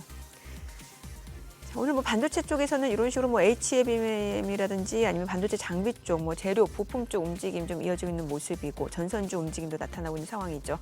수급 상황 체크해 보겠습니다. 오늘 유가증권 시장에서는 지금 개인 투자자가 순매수 보여줍니다. 567억 원 매수 우위고 기관도 183억 원 순매수, 외국인은 761억 원 매도 우위고요. 코스닥에서도 개인 투자자는 순매수 보여줍니다. 411억 원 매수 우위, 외국인과 기관은 각각 313억 원, 24억 원 매도 우위를 나타내고 있습니다. 최근에 외국인이 선물에서 좀 계속 순매수를 보여주는데 오늘도 삽니다. 지금 1,808계약 외국인 순매수 보여줍니다. 자, 환율 체크해 보겠습니다. 달러 원 환율입니다. 정규장 마감 대비로 1원 70전 하락한 1,442원에 개장이 됐습니다. 간밤에 달러 인덱스 좀 올라가지 않았나요?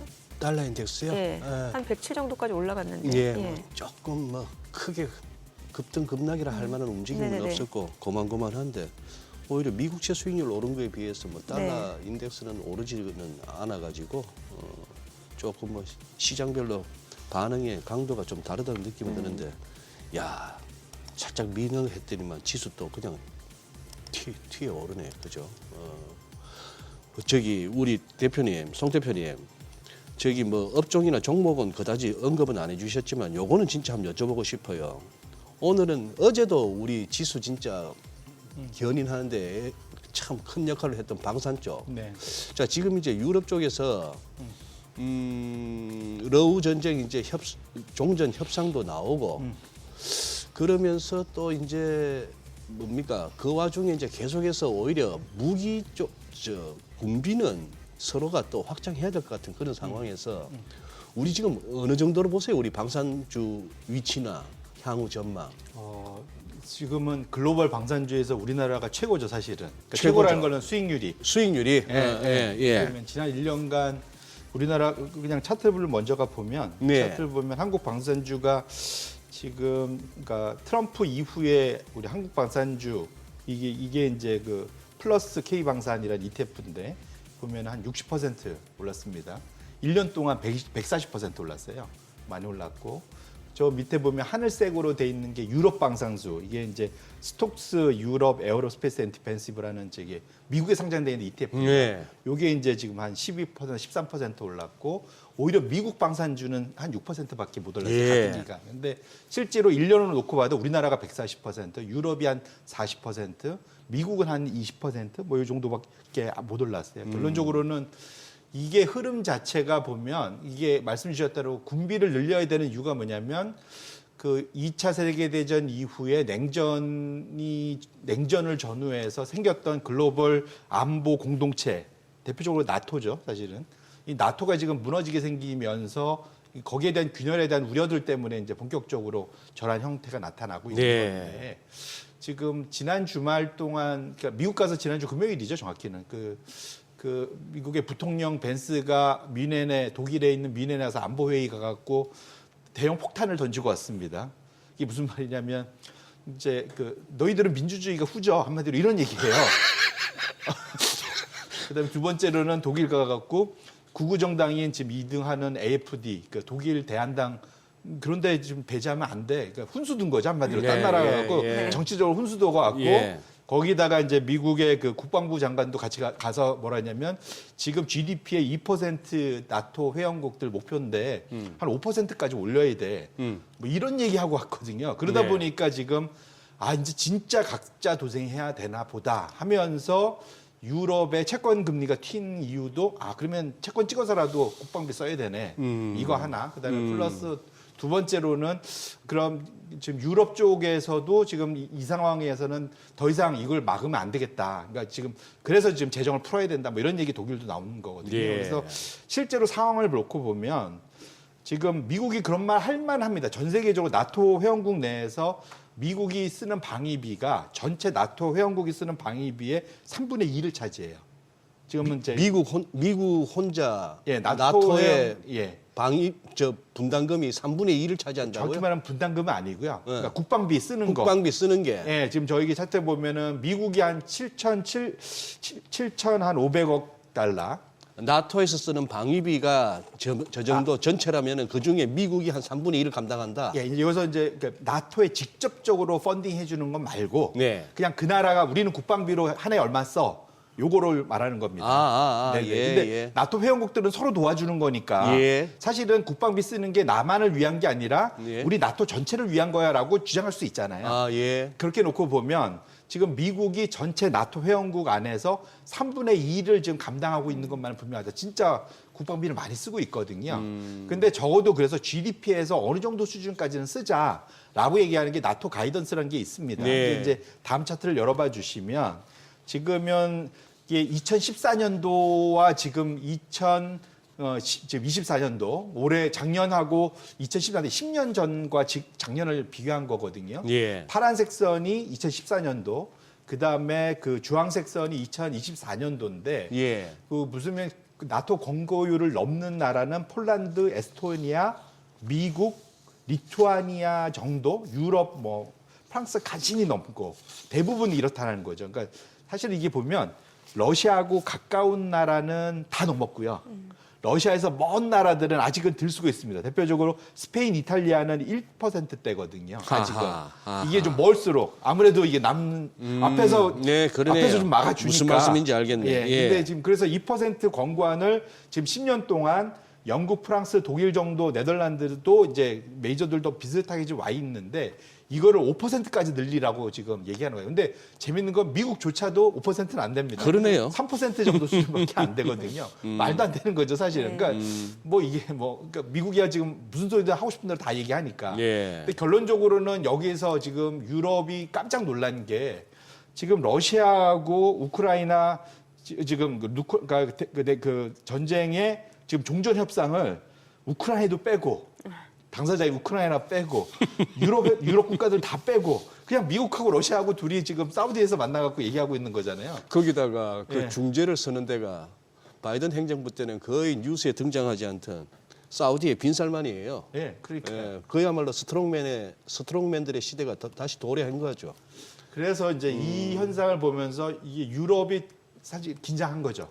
그렇게 놓고 보면 야 우리 진짜로 미국만 믿고 있다가는 러시아라는 진짜 적이 있는데 이 우리가 언제 크게 다칠지 모른다. 그래서 우리도 국방비를 진짜 본격적으로 좀 써야 될 것 같다라는 걱정을 하고 있고 이러다 보니까 여기에서의 부차적인 이슈로 금리가 지금 튀면서 지금 이탈리아, 스페인 같은 데 금리가 더 많이 튀고 있거든요. 왜냐하면 저기는 더 많이 찍어야 되니까 지금 당장 2%의 절반에도 못 미치니까.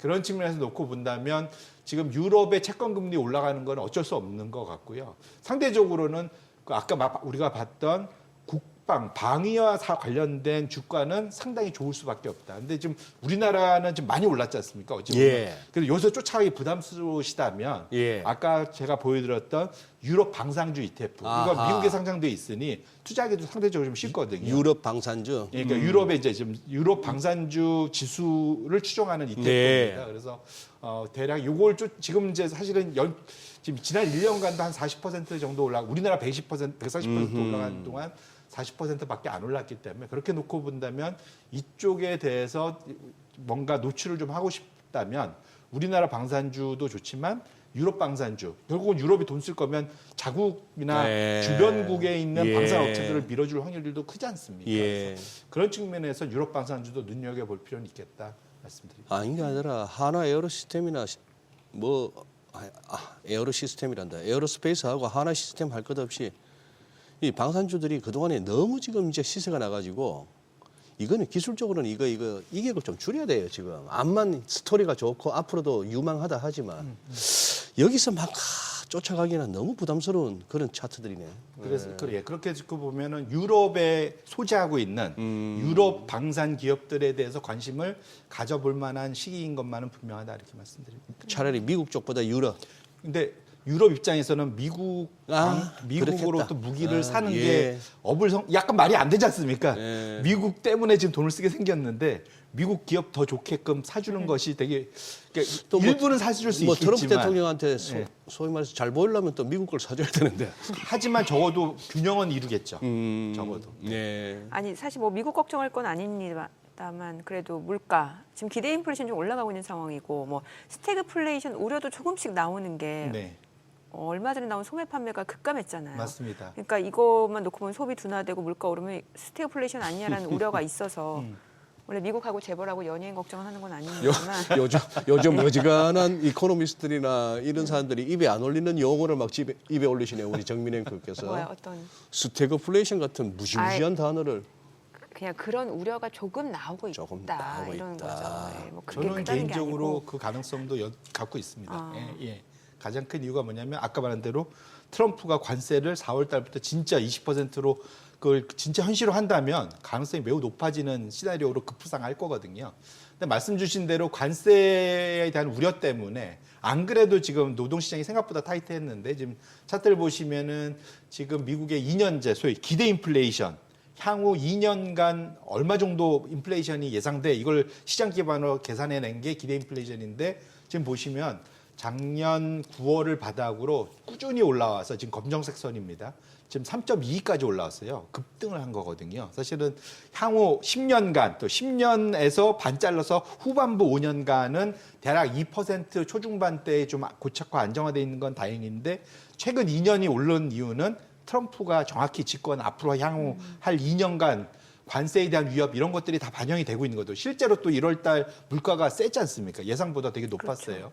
그렇죠. 지금 말씀드린 대로 소매 판매가 1월에 안 좋았던 거는 12월에 되게 좋았어요. 그때 트럼프가 된 다음에 12월에 맞아요. 내구 소비자 엄청 땡겼거든요. 예, 예. 관세 걱정 때문에. 막 자동차 사고. 예, 맞습니다. 예, 예. 집안에 있는 거 막 바꾸고 뭐 이런 거 많이 해서 1월이 약화되긴 예, 했는데 예. 그래서 저는 12월과 1월을 합쳐서 봐야 된다고 생각을 하지만 어쨌거나 중요한 거는 물가에 있어서만큼은 연준이 연내에 금리 인하 가능성을 점점점 봉쇄하고 있다. 트럼프가.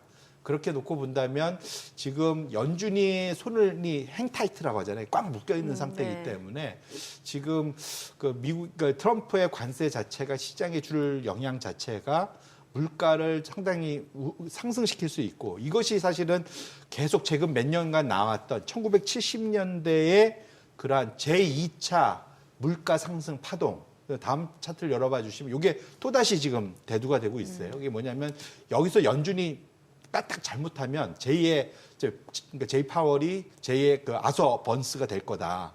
1970년대의 연준 의장 네. 실수했던. 지금 차트를 보시면 녹색 선이 현재고 지금 검정색 선이 1960년대부터 80년대까지의 지금 미국의 그 물가 흐름이거든요.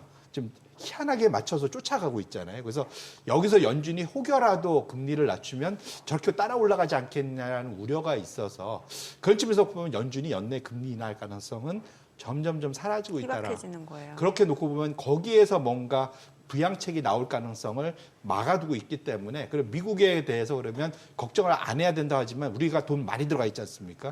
미국 그렇죠. 걱정을 좀 할 필요가 있겠다 이렇게 말씀드립니다.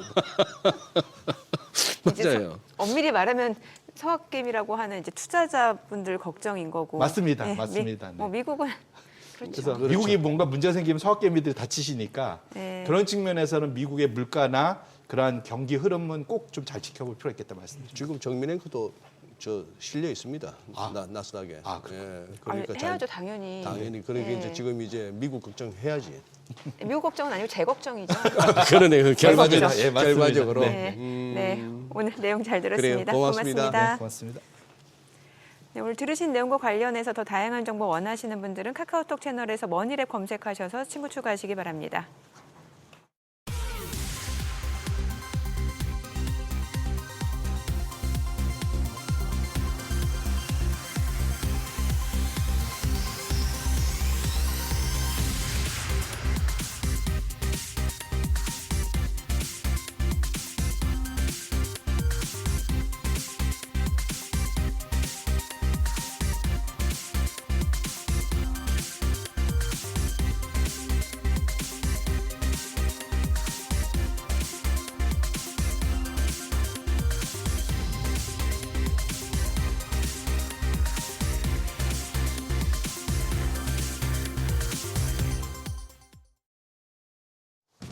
이 시각 시황입니다. 현재 국내 증시 양대 지수 모두 올라가고 있습니다. 트럼프 관세 충격보다는 뉴욕 증시 훈풍이 더 강하게 작용하는 모습인데요. 코스피 현재 1.3% 가까이 올라갑니다. 2,659포인트 가리키고 있고요. 코스닥도 0.35% 강세로 776포인트 움직임 보여주고 있습니다. 수급 상황 보시죠. 유가증권 시장 매매 동향입니다. 오늘 개인과 외국인이 팔고 기관만 사들이고 있습니다. 개인이 671억 원 매도 우위, 외국인도 금액은 소폭이지만 40억 원 넘는 팔자 포지션 취하고 있고요. 지금 133억 원 매수 우위로 전환된 상태입니다. 더불어서 기관도 864억 원 사자 포지션 취하고 있습니다. 코스닥 시장에서는 외국인과 기관, 메이저 수급 주체의 양 매도가 나옵니다. 외국인이 300억 원 넘는 팔자 포지션 취하고 있고 기관도 금액은 소폭이지만 23억 원의 매도 우위 기록 중입니다. 여기서는 개인만 홀로 569억 원 순매수하고 있습니다. 등락률 상하이 업종입니다. 오늘 전기 장비와 건강관리 기술, 그리고 반도체와 반도체 장비 쪽이 상승률 상위권에 위치해 있습니다. 반면 우주항공과 국방, 그리고 생물공학, 생명보험 쪽은 하락폭이 큰 것으로 집계됩니다. 그럼 시장을 주도하는 테마 종목별 시세 체크하겠습니다. 전력설비 관련주가 올라갑니다. 특히 어제 시간외 거래에 이어서 LS 그룹주의 상승세가 계속되고 있습니다. 일론 머스크가 이끄는 AI 기업 XAI가 새 AI 모델인 그록 3를 공개했죠. LS 일렉트릭이 XAI의 배전반을 납품 중이라는 사실이 부각되면서 그룹주 전반적으로 들썩이는 모습인데요. 다만 장 초반 대비해서는 상승폭이 조금씩 축소되는 상황입니다. LS 에코에너지 지금 5% 가까이 올라갑니다. 거래가 43,600원이고요. LS 마린솔루션 3.45% 강세로 18,880원에 거래되고 있습니다. LS가 1.25% 상승세, 거래가 13만 원이고요. LS 일렉트릭도 2.64% 강세로 29만 1,500원에 거래되고 있습니다. 고대 역폭 메모리인 HBM 관련주가 올라갑니다. 트럼프 미국 대통령이 반도체에 대해서 점진적인 관세 인상 계획을 밝혔지만 간밤 인텔이 인수합병 가능성이 급등하고 또 필라델피아 반도체 지수 상승에 따른 훈풍이 이어지는 분위기입니다. 관련주 내에서는 제너셈 7.45% 강세입니다. 9,950원이고요. 오로스 테크놀로지도 6% 가까이 올라갑니다. 거래가는 25,750원. 한미 반도체 오늘 흐름이 좋습니다. 11% 가까운 상승세 보여주면서 109,100원에 거래되고 있습니다. 더불어서 STI가 5% 가까운 상승세 시현하며 23,350원. PSK홀딩스도 6% 넘게 상승세 보여주고 있습니다. 거래가는 49,000원입니다. 냉각 시스템이 액신냉각 관련주가 이제 한국의 세계 최대 규모의 인공지능 데이터 센터 건설이 추진되고 있다는 소식에 강세 보여주고 있습니다. 월스트리트 저널에 따르면 데이터 센터의 규모는 3기가와트로 최대 350억 달러, 우리 돈 약 50조 원이 투자될 예정으로 LG그룹 창업주 손자이자 고 구자웅 LS그룹 회장의 장남인 브라이언 구가 투자에 참여하고 있는 것으로 알려지는데요.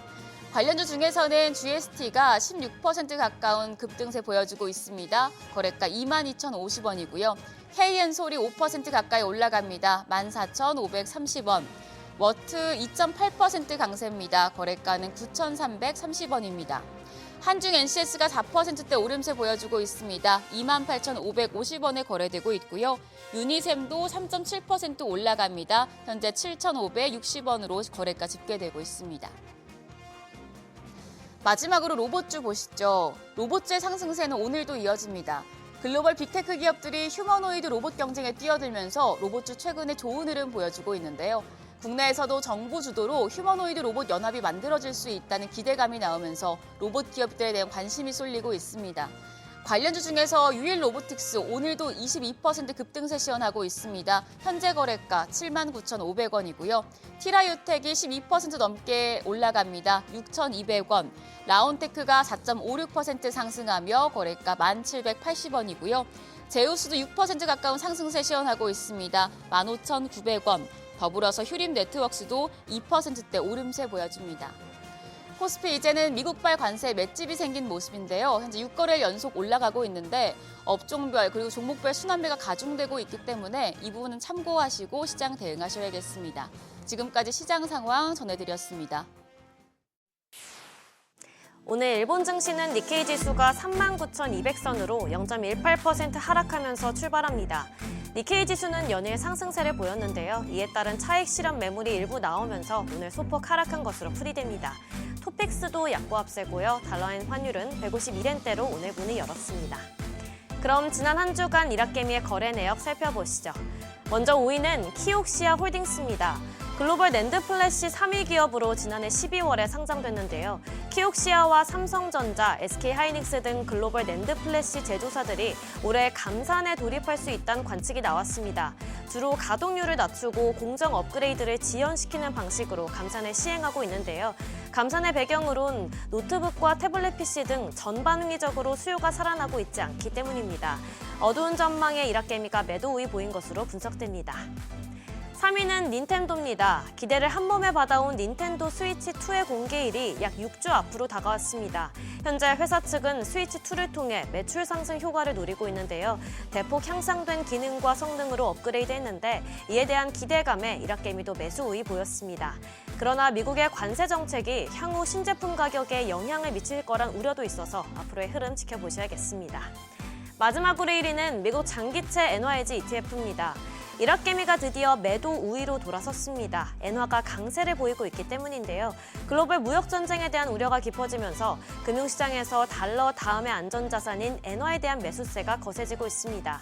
여기에 일본의 지난해 4분기 실질 GDP가 예상치를 크게 웃돌면서 3개 분기 연속으로 플러스 성장을 기록했는데요. 이에 따라 일본은행이 지난 1월에 이어 추가로 금리를 인상할 거란 전망이 확산하고 있습니다. 이어서 일본 증시에서 주목받은 뉴스들 살펴보겠습니다. 먼저 최근 AI 투자에 활발히 나서고 있는 소프트뱅크 소식입니다. 소프트뱅크가 작년 4분기에 3,691억 엔의 적자를 기록하면서 전분기 흑자에서 적자로 전환했습니다. 특히 비전 펀드 사업의 투자 손익이 전분기에서 악화된 것이 주요했는데요.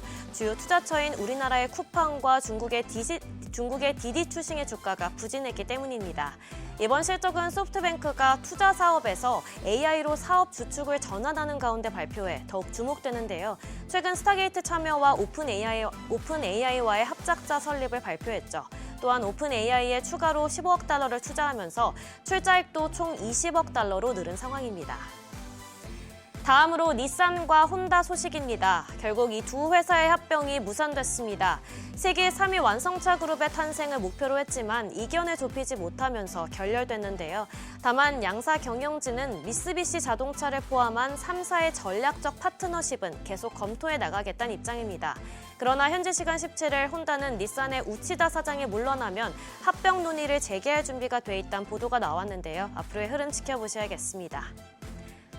마지막으로 일본의 지난해 실질 GDP 성장률이 0.1%로 4년 만에 최저치를 기록했습니다. 이로써 2023년 한국을 25년 만에 역전한 일본의 경제 성장률이 1년 만에 다시 한국보다 낮아졌는데요. 특히 1분기에 마이너스 0.5%로 역성장한 점이 주요했는데 이 시기에 품질 인증 부정 문제가 적발된 일부 자동차 회사들의 생산 중단이 영향을 크게 미친 것으로 분석됩니다. 또한 수출을 촉진하기 위한 엔저 정책이 오히려 일본의 가계 소비를 감소시켰는데요. 그러나 눈에 띄는 건 4분기 실질 GDP 성장률은 전기 대비 0.7%로 3개 분기 연속으로 플러스 성장을 기록했습니다.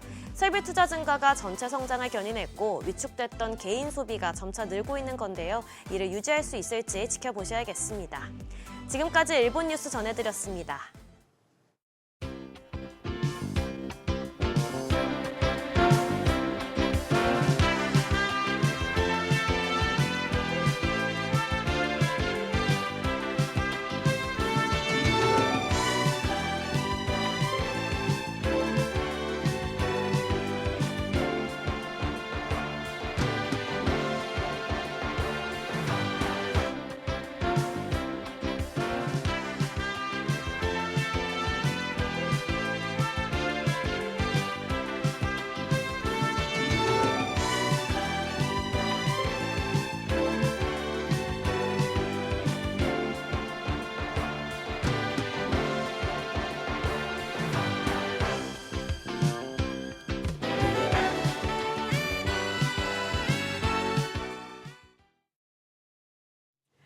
고환율, 고물가, 고금리 3부 현상이 지속되면서 보험 계약을 해지를 고민하거나 실제로 또 중도에 해지하는 소비자가 늘고 있는 상황입니다. 이에 보험사들은 이제 할인 혜택을 강화하고 있다고 합니다. 네, 보험 우리 많은 국민들에게 참 고민거리이기도 하고 네. 우리나라에서는 유난히 이제 보험을 통한 노후 대비 많은데요. 자, 보험사들이 내세운 할인 혜택 무엇인지 머니랜턴 홍성희 대표 모시고 알아보겠습니다. 어서 어서 오세요. 홍 안녕하세요. 대표님. 네.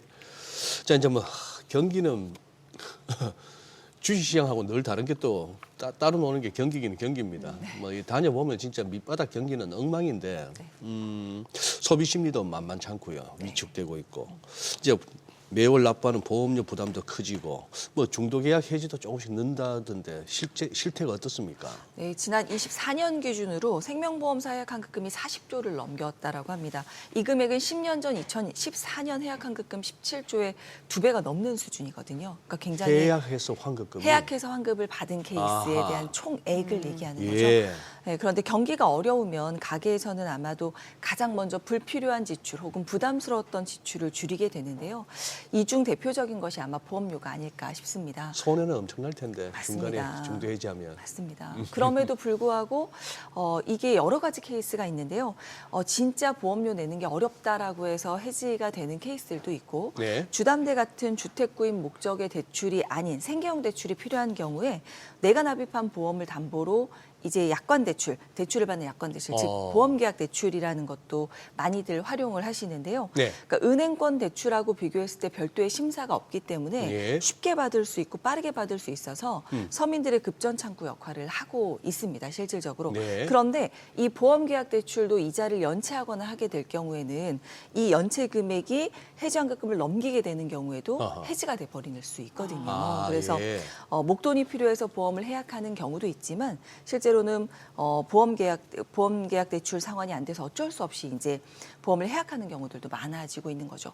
이것뿐만 아니라 또 보험 가입자가 보험료를 2개월 이상 내지 못해서 보험사가 해지를 통보하며 지급하는 효력상실 환급금, 그러니까 실효라고 들어봤을 텐데요. 보험료 미납을 네, 인해서. 맞습니다. 그래서 환급이 되는 케이스도 지난해보다 굉장히 많이 증가했다라고 합니다. 네. 그러니까 이런 실질적으로 말씀하신 것처럼 서민들이 느끼는 밑바닥 경기는 실제로 훨씬 더 어렵다라고 느껴지는 게 이런 데이터로도 확인이 가능한 것 같습니다. 그러네요. 네. 사실 뭐 소비자 입장에서도 중도 이제 해지하게 되면은 좀 손해란 말이죠. 맞습니다. 그런데 이게 어쩔 수 없이 이제 계약 유지를 하지 못하는 경우가 있는 거잖아요. 네. 그럼 혹시 소비자 입장에서 해지 말고 다른 방법은 없을까요? 네, 말씀하신 것처럼 기본적으로 이제 보험은 장기금융 상품이기 때문에 중도 해지하면 납입한 원금을 다 받지 못해서 네. 손해를 보는 가능성이 높고요. 또 한 가지 요즘 트렌드는 무해지라고 해서 네. 납입한 기간 동안에는 해지환급금이 없고 납입이 완료되면 환급금을 주는 대신 보험료를 조금 더 낮게 책정된 이런 형태의 보험 상품 가입도 근 몇 년 동안 굉장히 많이 있었거든요. 그럼 이런 경우에 해지할 경우는 받을 수 있는 환급금이 없는 상태가 돼서 실제로 손해액이 굉장히 높을 수 있습니다. 그래서 이때를 대비하기 위해서 만약에 소득이 줄거나 보험료 납입이 어려운 경우에 보험을 해지하지 않고 대처할 수 있는 몇 가지 방법이 있는데요. 우선은 납입 유예 제도라는 게 있습니다. 그러니까 이거는 뭐 실직이나 중대 질병 혹은 출산, 육아 등으로 인해서 소득이 줄어들 경우에 이 소득 단절 기간 동안에 보험 효력을 유지를 하면서 1년 동안 보험료 납입을 유예를 시켜주는 제도예요. 보험사마다 각각 이 제도를 도입을 해서 반영을 하고 있고요. 또 이것뿐만 아니라 화재나 자연재해 등으로 어려움을 겪는 이런 보험 소비자를 대상으로 납부할 보험료를 유예를 해주는, 이건 보험사마다 자체적으로 진행을 하고 있는 이런 기능들도 있습니다. 그러니까 대신 유예 기간에 그러면 내가 보험료를 소비자가 내야 되는데 안 내는 걸 보험사가 대신 안 내도 보장을 해주는 거니까 그 기간 동안에는 미납에 따른 이자가 발생될 텐데 이 이자는 보험사가 부담을 하고요. 대신 유예해야 될 건 내가 예를 들어 55세까지 보험료를 내는 걸로 내고 있다가 1년 유예를 했다. 그러면 납입 기간은 56세가 완료가 되는, 그러니까 뒤로 이제 그 기간 동안은 납입을 해야 된다라는 걸 좀 유의를 하시면 될 것 같습니다. 이게 납입 유예 제도라는 거고요. 네. 네. 그리고 두 번째로는 감액 완납 제도라는 게 있습니다. 이거는요. 보험료는 지금까지 낸 걸로 그만 낼게요 라는 선택을 하는 겁니다. 특히 이거는 좀 보험료가 고액으로 가는 종신보험이나 이런 예, 경우에 예. 선택을 많이 하시게 되는데요. 해지하지 않고 지금까지 냈던 보험료를 내서 쌓여있는 환급금을 가지고서 보험 기간은 유지하는데 보험 기간과 보험 성격은 유지하는데 보장 금액을 낮추는 거예요. 그래서 만약에 제가 1억짜리 종신보험을 가입했는데 지금까지 총 납입해야 되는 게 5천만 원이다. 근데 제가 한 2천만 원 냈어요. 근데 앞으로는 돈을 못 낼 것 같아요. 그러면 해약하는 것보다 지금까지 납입한 금액만 갖고 유지할 수 있는 정도만 보장을 받으니까 1억짜리 종신보험이 예를 들면 뭐 5천만 원, 4천만 원짜리 종신보험으로 바뀌어서 유지가 되는. 그렇겠구나. 이게 감액 완납 제도라고 합니다. 그리고 또 한 가지 세 번째는 연장 정기 특약이라는 게 있는데요. 이거는 앞선 거랑 똑같이 보험료 납입은 중단이 되는데 이거는 보장 금액을 조정하는 게 아니라 기간을 줄이는 겁니다. 그래서 지금까지 납입해서 쌓여있는 해지환급금을 가지고서 지금 일시납으로 정기보험을 구입한 거랑 똑같은 거예요. 종신보험이 아니라 예를 들면 75세 만기의 정기보험을 구입한 형태로 바뀌는 뭐 이런 정도, 이런 특약들을, 이런 제도들을 좀 활용을 해볼 수가 있는데요. 유의해야 될 건 감액완납이나 연장정기 특약 같은 걸 활용하면 주계약이라고 하는 사망보장은 줄어들거나 보장기간이 줄어들지만 나머지 딸려있는 특약들은 다 소멸이 됩니다. 예. 그래서 이런 부분들도 조금 유의를 하시면 좋겠는데 그래도 지금 당장 급하게 보험료를 내기가 어렵다라고 하면 보험료 납입 유예 제도 같은 걸 활용해서 그냥 해지하지 않고 일시적으로 재정적인 부담을 좀 줄이는 이런 기능을 활용해 보시면 도움이 될 것 같습니다. 지금 네. 직접 제가 뭐 보험 계약을 하거나 안 해봐서 네. 홍 대표님 실상이 어떤가 해가지고 뭐 보험을 들거나 뭐 할 때 요즘 보면은 한참 이렇게 광고 열심히 하고 보험사 광고도 보고 있으면은 왠지 들고 싶어져요. 꼭 굉장히 내용이 보장은 늘리고 뭐 부담은 줄이고 뭐 이러면서 막 하니까 듣다 보면은 해야 될 것 같고 지금 당장 전화해서 해서 막 전화하고 싶은데 그걸로 보험 해결이 되고 상담도 되는지 요즘도 아니면 예전처럼 여전히 그 보험 설계사 네. 통한 그게 대세는 어떻습니까? 지금 말씀하신 것처럼 보험을 가입하는 채널이 굉장히 많아졌죠. 예. 말씀하신 이렇게 광고를 보고 전화하면 이제 네. 콜센터로 전화해서 예. 가입을 하실 수도 있고요. 뭐 인터넷으로 찾아서 가입할 글쎄. 수 있는 경우도 네. 늘어났고 그래도 대면으로 상담을 하는 경우도 비중도 줄어들고 있진 않습니다. 줄어들고 있지는 왜냐하면 않다. 보험이라는 게 굉장히 복잡한 상품이거든요. 네. 어떻게 보면 지금 당장이 아니라 먼 미래에 대한 일을 대비해야 되는 거기 때문에도 그렇지만 상품도 실은 점점점 고도화되고 있어요. 그리고 내가 직접 선택했을 때는 혜택을 못 받는 이런 새로운 제도나 이런 기능들을 이제 보험 설계사를 통하면 또 얻을 수 있는 부분들도 있기 때문에 장단이 있긴 한 것 같습니다. 장단이 있더라. 근데 뭐 운전자 보험이나 뭐 화재 보험이나 자동차 보험이나 단순 보험료 비교만 갖고서 가입할 수 있는 건 뭐 전화 상담이나 아니면 온라인으로 가입도 충분히 가능할 거라고 생각이 드는데요. 진짜 100세까지 보장되는 막 암 뭐 이런 진단비, 수술비, 치료비 이런 것들을 막 이렇게 조합해서 내가 원하는 수준의 보험료를 뽑아내기 위해서는 그래도 좀 디테일한 상담이 필요하긴 한 것 같습니다. 근데 아까 설명해 주신 예를 네. 들어서 해지라고 하는 야 이거 손해가 막심한데 싶어서 해지하지 않고 뭐 다른 방법이 없을까 싶을 때 그러면 그렇게 보험사에서 잘 안내해 줍니까? 콜센터에 요새는 콜센터로 전화를 하면 해지하겠다라고 하면 아마도 먼저 선제적으로 이런 납부 유예 제도나 아니면 이런 기능이 있는데 그런 걸 먼저 써보지 않겠습니까라고 얘기하고 있는 걸로 예, 전알고 그래요. 있습니다. 네네. 네. 다음 질문 제가 할까요? 오늘 우리 정민혜가 좀 피곤하시구나. 아니요. 날로 먹으려 하시네. 아니, 제가 아니요. 할게요. 아니 원래 3번 소장님 건데 안 하셔서 제가 답변할까요? 뭐 질문이 니 꺼내 거가 어디 있어요? 그냥 닥치는 대로 하는 거지. 이제 하셔. 여턴 이렇게 여턴. 예, 근데 그 자동차에서 보면 네. 무사고 할인 있잖아요. 네, 근데 네. 요즘에는 이게 뭐 실손이나 아니면 건강보험으로도 지금 확대되고 있는 추세라면서요. 네, 맞아요. 예. 그러니까 지금 말씀하셨던 것처럼 이렇게 온라인으로만 알아보면 알지 못하는 이런 제도를 실제 만나면 이런 제도, 이런 할인이나 이런 혜택도 좀 얻을 수가 있는데요. 그 무사고 할인이라는 거는 일정 기간 동안에 보험금 청구를 하지 않은 가입자한테 보험료를 할인해 주는 방식입니다. 말씀하신 것처럼 자동차 보험이 우리가 가입하고 나서 1년 동안 사고가 없으면 다음 해에는 보험료가 인하가 된다라고 알고 있는 것처럼 근데 지금 또 4세대 실손보험 같은 경우는 1년 동안에 비급여 보험금 청구를 하지 않은 보험료 할인해 준다. 이거 4세대 실손보험, 실손을 워낙 많이 여기저기서 들으시니까요. 할인이 될 수도 있다는 거 들어보셨을 텐데 일반 건강보험에도 이런 제도를 도입을 해서 이런 기능이 탑재되어 있는 상품들이 많이 나와 있습니다. 그러니까 한번 여쭤볼게요. 보험을 네. 가입하고 나서 네. 가장 이상적인 상황은 뭘까요? 그걸 잘 활용하는 건데 그걸 잘 활용하려면 사실 나한테 안 좋은 일이 생기는 경우들이잖아요. 맞아요. 그러니까 그냥 사실은 보험료 날리는 게 최고예요. 그러니까요.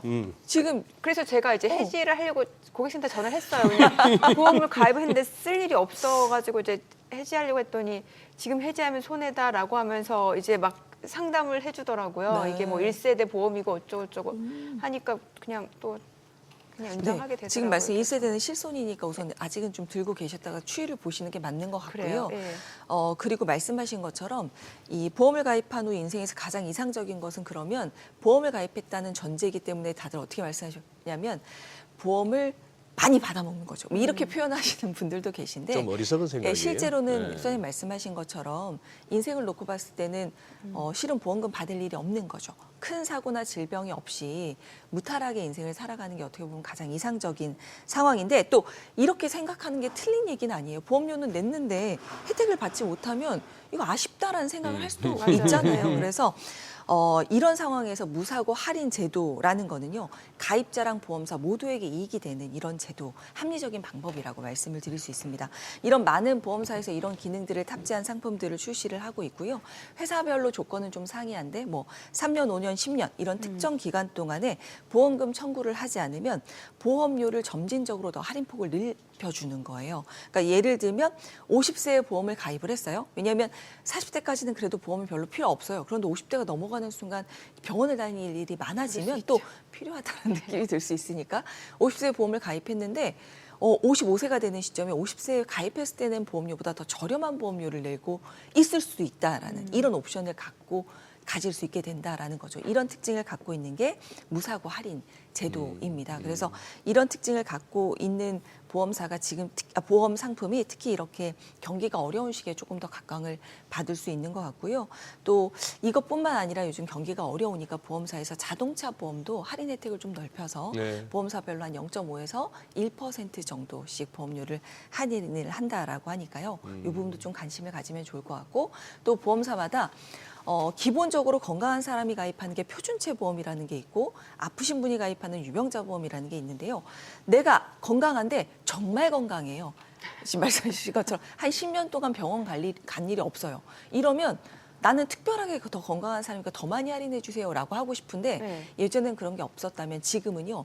10년 동안 건강했다라는 걸 고지를 하면 보험사에 알리면 보험료를 더 저렴하게 가입할 수 있는 이런 기능들도 많이 탑재가 되어 있습니다. 그래서 모 생명보험사 같은 경우는 뭐 흡연하지 않고 혈압 없고 혈당 없고 뭐 이런 모든 걸 고지를 다 10년 동안 하면 최대 40%까지 할인을 받을 수 있는 그래요? 이런 기능들도 탑재가 되어 있어서 보험 상품도 만약에 관심이 있으시다면 노후 대비가 좀 안 되어 있다면 요즘 더 합리적으로 선택할 수 있는 이런 상품들을 좀 관심 있게 보셔도 좋을 것 같습니다. 저런 건 이제 신규 가입자의 하나인 맞습니다. 거잖아요. 신규 가입자의 하나입니다. 이제 나온 그게 아쉬우니까요. 상품이니까요. 네. 그러니까. 네. 예. 네. 그래 지금 홍성희 대표님 말씀하신 어떤 경우가 보험에서 제일 좋은 경우냐. 우리 왜 가끔씩 영화 같은 데 보면 그러잖아요. A 후보, B 후보가 있는데 A 후보가 유력합니다. 네. 한 10억 보내. B 후보는요. 그냥 넘어갈까요 하면 야 그래도 한 2, 3억 보내. 보험은 들어야지. 그러니까 한 1, 200 저기 연간 자동차 보험 들었다고 네. 사고 크게 나서 수리비 한 돈 1,000만 원 나오는 거 해서 아싸 이거 좀 바보 같잖아요. 맞아요. 사고 없이 네, 가는 게 맞습니다. 좋지. 맞습니다. 네. 근데 요거는 어떻습니까? 요새 네. 그런 광고 많던데 과거 병력이 있어서 가입이 안 되는 경우 그러나 저희 상품은 괜찮습니다 이런 거 많더라고요. 맞습니다. 그래서 네. 지금 기본적으로 예전에는 아픈 분들은 보험을 가입을 못했죠. 네. 과거 병력이 예. 있다면. 그런데 그런 분들을 가입할 수 있는 게 이제 간편보험이라고 고지사항을 좀 줄여서 가입할 수 있는 게 있는데 그 중에도 간편 예외 질환 제도라는 게 도입이 됐어요. 그러니까 갑상선 결절이나 대장 용종 제거나 뭐 신장 결석 수술이나 이런 거는 실은 50대가 넘어가면 주변에서 쉽게 볼 수 있는 수술일 수 있거든요. 근데 이런 걸 받았을 경우에도 기존에는 보험 가입이 어려웠었습니다. 그런데 최근에는 이런 질환을 예외로 인정을 해서 별도의 부담보나 할증 없이 보험을 인수를 해주는 이런 식으로 인수의 문을 좀 열어가는 이런 보험 상품들이 속속 등장을 하고 있고요. 또 회사별로 또 예외 질환으로 보는 질병의 종류는 다 다양하고 개수도 다릅니다. 어떤 회사는 6천 몇 개를 예외로 한다. 뭐 이렇게 광고를 하기도 하고요. 또 하지정맥류 수술, 뭐 추간판 탈출증, 백내장 수술, 비염 수술 이런 다빈도 수술을 예외 질환으로 인정하는 회사들이 있어서요. 수술 받고 치료가 종결됐다는 진단을 받으시고 즉시 혹은 뭐 7일이나 14일이 지나면 보험을 가입하실 수 있으니까 예전에는 나는 보험이 필요한 연령대가 됐는데 이전에 아픈 경험이 있기 때문에 보험 가입 못해라고 생각하셨던 분들은 지금은 조금 더 시선을 돌려서 조금 더 확대해서 좀 살펴보셔도 좋을 것 같다라는 생각이 듭니다. 네, 오늘 여기까지 듣겠습니다. 내용 잘 들었습니다. 네, 고맙습니다. 고맙습니다. 고맙습니다. 와, 오늘 진짜 시장 강하네요. 지금 코스피가 1% 넘게 올라가는데 외국인이 오늘 또 현물 조금 매수를 해주고 있는데 선물에서 굉장히 많이 순매수를 보여줍니다. 지금 이미 5천 개가 넘게. 5,600개가 넘은데요. 예. 1시간도 안 됐는데. 최근에 외국인들 선물 굉장히 많이 매수해요. 많이 사죠. 예. 단 오늘 보니까 이제 대형주들 굉장히 좋아요. 이렇게 해서 이제 지수 급등하면 오늘 마감 시황은 한 줄 뻔하죠. 외국인 기관 쌍끌이 매수 이렇게 되고 코스닥은 개인만 사네요. 네네. 그러다 보니까 상승폭은 조금 제한적입니다만 장 잘 갑니다. 오늘 또 반도체 섹터가 굉장히 반도체, 좋아요. 예. 앞서 제가 좀 개장하고 나서 전해드렸을 때는 반도체 섹터가 그렇게 크게 시세를 내지 못했는데 지금 보니까 뭐 시간이 갈수록 더 탄력이 붙죠. HBM, 뭐 CXL 관련주 다 올라가고 오늘 또 보니까 2차 전지 쪽 있잖아요. 2차 전지도. 뭐 셀업체들, 예. 뭐 삼성 SDI 어허. 이런 종목들 굉장히 좋습니다. 뭐 반도체 장비도 그렇고. 그러니까요. 예. 예. 이게 사실 국내 증시 옛날 주도주 하면은 반도체하고 2차 전지였잖아요. 예. 오늘도 조선주도 그럼 좋고요. 조선주도 괜찮고. 네네. 방사는 조금 숨고르기인가? 방산이요. 네. 방산은 제가 조금. 볼게요. 잠시만요. 지금 화면에 나오는데 오늘 좀 오늘은 물량들이 조금 나오네요. 숨고르기, 양산. 예. 네. 오늘 뭐 포스코 DX가 급등하고 한미 반도체 11% 넘게 올라가요. 이야. 바이오는 어떤가요? 바이오요. 예. 바이오 같은 경우는 지금 뭐 삼성바이오로직스가 소폭 오름세. 오늘은 반도체 굉장히 강하고 반도체. 2차 전지 강하고. 2차 전지. 예. 지수가 좋을 수밖에 없네 그러면은. 네, 아무래도 시가총액 비중이 큰 섹터가 잘 예. 가주면 또 시장 전체적으로 흐름이 좋죠. 그렇습니다. 네. 아니 2,700까지 보시잖아요, 소장님. 네, 보고 있죠. 네. 보고 있고 예. 뭐 가긴 가는데 속도에 문제가 없습니다. 네. 2, 3일 거리인지 아니면 또 이거 한 일주일 걸리는 2,700인지 예, 장 좋으네요. 네, 저희 방송 중에 전해드린 내용과 관련해서 모든 투자 판단의 책임은 투자자분들께 있다는 점 알려드립니다. 네, 세상의 모든 돈 되는 정보 재테크 노하우 머니쇼 오늘은 여기서 인사드리겠습니다. 여러분의 모든 경제 SBS 비지가 함께하겠습니다. 저희는 내일 오전 8시에 찾아뵙겠습니다. 고맙습니다.